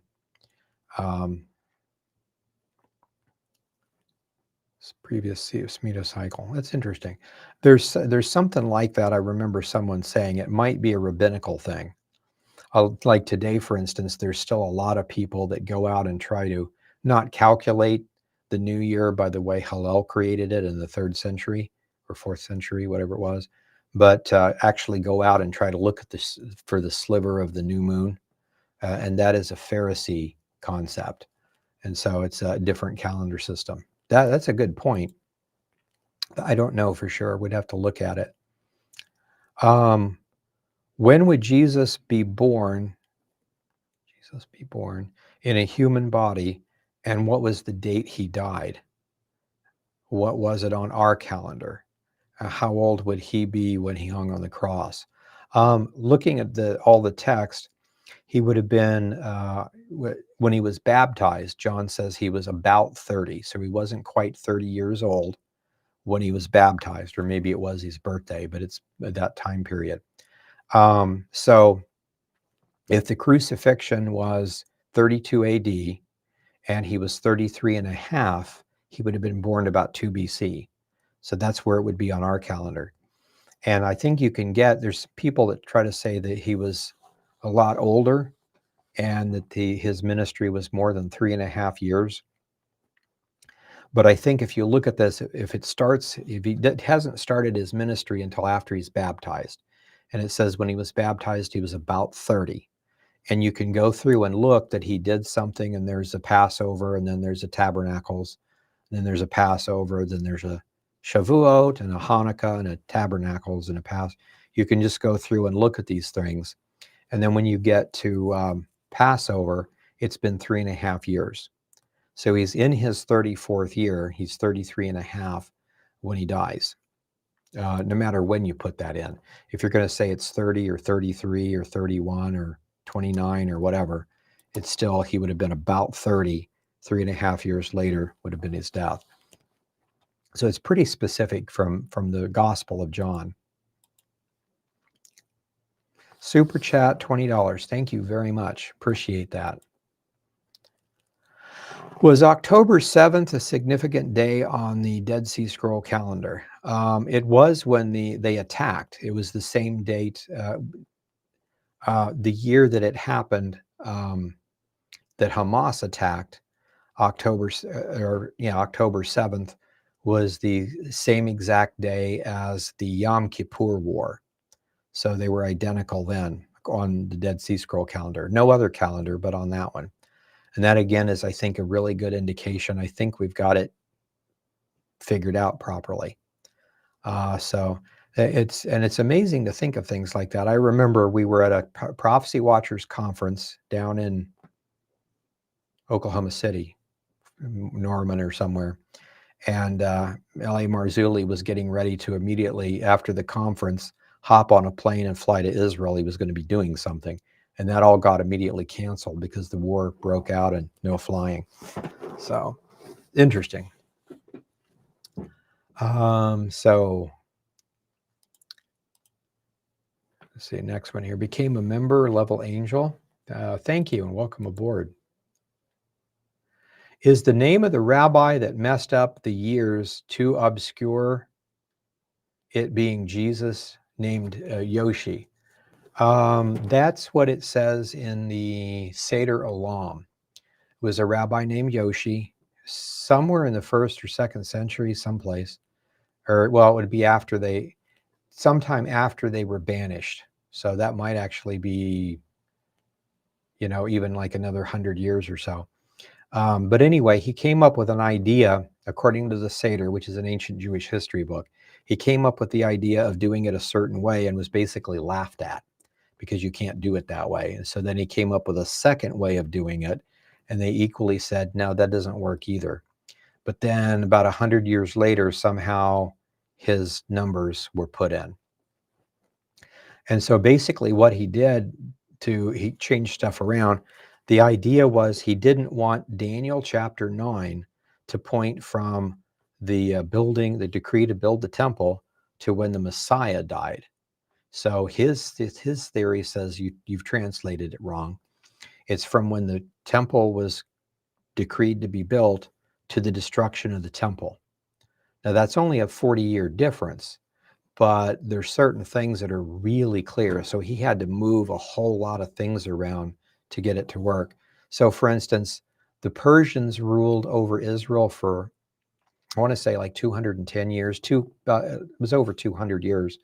And somehow when he got done, the rule of the Persians was only 20 years. And he said Artaxerxes, Cyrus, and Darius were all the same guy. Now those are titles, so that could be, but they were obviously, according to scripture, different people. So it's interesting that way. Yeah, the whole thing is mentioned in the Seder, and the Seder is quoted actually by the Talmud as accurate history. So it's fascinating about that. So yeah, and then later on, another 100 years or so, the person that solidified it was a guy named Hillel III that solidified the modern Jewish calendar. So it's been the same for about 1600 years or better.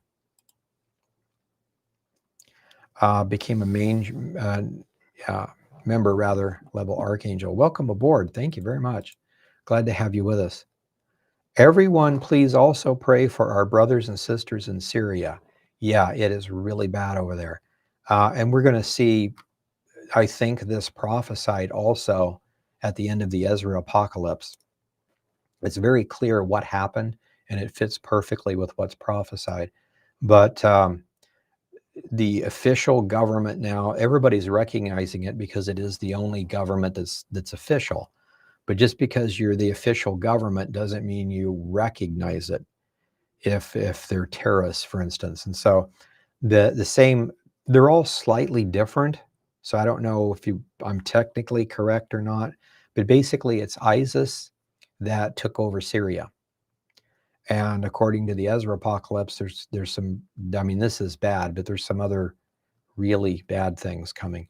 Anyway, we'll learn about that in a few weeks, but yeah, they are crucifying. There's been reports of Christians being crucified. I've seen many films recently in the last few days about people being just mowed down with guns because they said they were basically they're trying to kill off all the Alawites, and then the Christians also because they don't like Christians. And then it's an ethnic cleansing type stuff. The abuse of the kids is pretty horrific. They abuse them pretty badly and then just kill them. Mass graves, just a Holocaust type thing. It's that kind of mentality. And we have to be careful because we may not actually go out and kill anybody, but if you're immoral, I ask you to not, well, I don't ask you, you are ordered to not attend my church until you repent. That's the excommunication. I don't do anything to you. I just say we can't fellowship together. That's an excommunication if you're immoral. And one point that everybody forgets of the morality is causing division. So you can't come and argue with people about the rapture or whatever and be accepted in the church. That's grounds for excommunication, any kind of immoral attitude. But if we have a difference of opinion, you're pre, mid, post, whatever, you're not sure about something, that's fine as long as we're not causing division. But we tend to get in these groups where you're a Calvinist and I'm not, or vice versa, or you speak in tongues and I don't, or vice versa. And so we're better than you are, and we just don't fellowship. Might even start thinking those guys aren't even really Christian, they're a cult. Well, then you don't want to fellowship or invite them in to teach that in your church and everything, but you don't seek to kill them. You know what I'm saying? And so it's weird when you have Alawites and Sunnis and Shia and other subgroups, which are just denominations of Islam, all trying to kill each other. and then Christians and Jews also, or actually anybody that's not their group. But eventually you're going to fragment down so far, there's going to be, 20 subsets of Sunni, and then they'll all try to kill each other, or Shia or whatever. So we have to be careful of that too. And I see that a lot. We don't want to accept immorality in our church, but at the same time, we also don't want to throw someone out just because they're different or whatever, that kind of thing. So we got to guard ourselves from this. That's the concept of the apostasy. In the first century church, the Pharisees and Sadducees in the temple got so bad they were butchering people for what they thought was a misuse of the law, some small thing. I ate with my right hand instead of my left. So you're the government, you have to kill me now. I mean, it got really, really bad if you read Josephus and Eusebius and the other reports. So this is the same thing going on. This should always be in our mind. One of the things that the Lord does in a lot of these things, though, and he'll do it in the Gog-Magog invasion also, is he causes division in an army like that, where each side thinks the other side is the enemy and they kill themselves. When they give themselves over to that strong of a delusion, the Lord kind of finishes it at certain points. So yeah, let's definitely pray for them. That's got to be really bad. They're being put to death. I saw images of some of them being put to death by crucifixion. Yeah. And then the other stuff too. Crucifixion would be bad, but yeah. So if you, that didn't used to bother me so much when I was younger, but now there's a certain amount of that and I have to stop looking at it. So anyway, so let's do that. Let's lift it up to the Lord, them and all of us and everything. Father, we number one ask to pray for our Christian brothers and sisters that are being heavily persecuted in Syria, along with the Alawites and all the others. And Lord, we just ask for this madness to stop, the apostasy of killing people and subdividing your groups. And we just ask for that to stop. We also ask that you give us the ability to witness and to not allow any of that attitude to be in our churches, where we excommunicate, kill, whatever it is, a brother. And we just ask for clarity in these things. Help us to be salt and light. We pray in Jesus' name. Amen.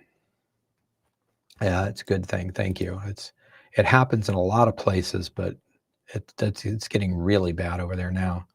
Amos 3:7. Do you think that this tells us that we know the date of the rapture if we are his servants? Let me look that up real quick.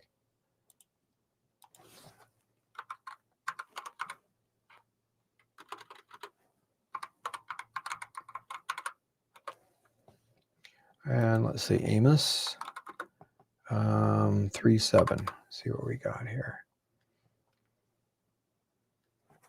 Oh yeah, that one. That's one of the ones that is pointed to it. Yeah, it is possible that we still may not know the date of the rapture based, or whatever that's referring to. I think it's the rapture, based on the idea of the Lord saying nobody knows the hour of the day. But that's a specific thing, or could be a specific thing, like the rapture or whatever. That doesn't mean we wouldn't know dates of other things. Now, it was really hard to figure out the exact date of the Messiah's first coming. 1948, 1967 is actually pretty easy to see with that pattern, the 2026 one, once we got the scroll, that is, because that's not in the Bible. So we'll see if it's even correct, but it'd be pretty interesting. Number one, I'll say two things about this. Number one, it is possible he would reveal new things to us, even major biblical things like that, because this is now not 2,000 years ago. It also makes us understand that all of the major and minor prophets in the Bible are 100% accurate prophecy, and they're important for us to know well. That's how you start walking in prophecy. You become a student of prophecy by doing that. It also points out the fact that we have Elijah's school of the prophets. There are other historical records and other prophecy records that we need to be looking at, like we're looking at the Ezra Apocalypse, something outside the Bible, Well, technically it's part of the King James 1611, but today it's looked at as outside the Bible. And there are other, like Dead Sea Scrolls, other prophetic books like that. And I think it's really important that we look at those things. And even in the Old Testament, it tells us to read the prophecy books written by Gad, Ahijah, Shemaiah, Iddo, and Nathan. So if we can get those, we need to do that. We've managed to get Gad, and I've got fragments of Nathan. And the same group that had those are the same groups that have that first century New Testament. And it's looking very, very good. Most of the other Hebrew New Testaments, you can tell by looking at them that it's pretty obvious they're translated from the Greek back into Hebrew or into Hebrew, which that's good to study too, but that's much later. When you have something that's obviously Aramaic phrases, Hebrew phrases, it fits very well, but there's no Greek idioms at all in there. No Greek explanations, rather. That's pretty significant, and I think it's part of another prophecy. But yeah, this could be any and all of that. He's definitely revealed things to the prophets, so it's important that we, even if you don't understand it, and you can't memorize it per se, but go over them enough to where it's like, it's almost old hat. Yeah, Obadiah says the 1, 2, 3. Just know it that well. Peter says, din it in your mind. Make sure that you just know it well. And then these scrolls, the other things that are prophesied, then we'll look at these other things, and maybe the Lord will do that. So it's definite possibility. Okay, we're getting toward the end of our questions here. Is it a coincidence that Israel may be taking their land back in a year of Jubilee? I mean, they don't even know it is, right? Yeah, according to their calendar, it's not a year of Jubilee. At least I don't think it is. There's 2 or 3 people that do that for other reasons.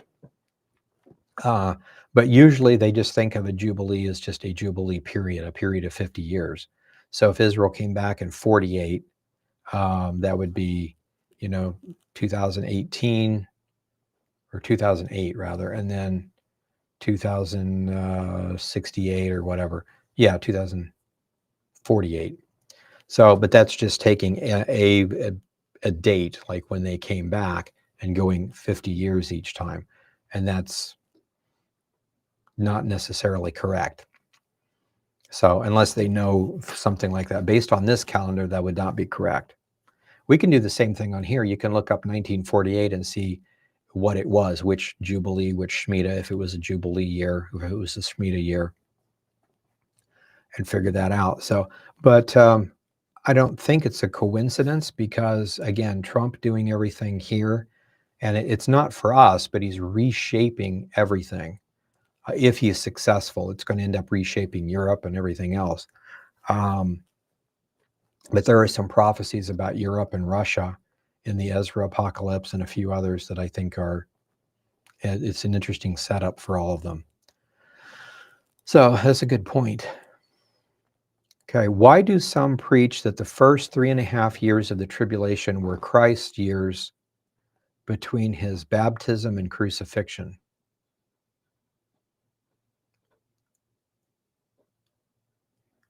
I'm not sure. I've heard people try to divide the tribulation period into 2 pieces, the not so bad and then the really bad, and talk about the Antichrist wrath, and then they usually do that to try to make a mid-trib point or something like that. But Christ did preach for 3.5 years. But if you look at the calendar, it wasn't the last Shemitah of the even the last Jubilee. It was of our time period, or no, it was. It was during the first.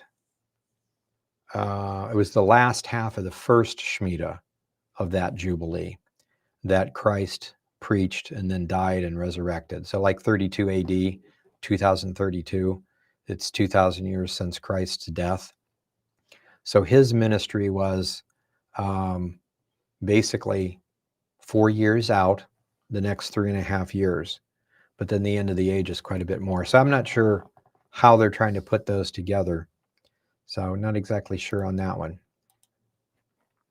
Okay, we'll go ahead and stop there for tonight. Thank you guys, and we'll come back next week and probably continue our study on Ezra. We've got some exciting scrolls I think we want to study this year, so I think it's going to be really good. So pray for us as we do our second channel and put more of the scrolls out there and more teachings here. If you like this type of content, give us a like and a thumbs up and subscribe if you want to. It should help us get more followers. So anyway, we'll go ahead and stop there for tonight, and we will see you next week. God bless.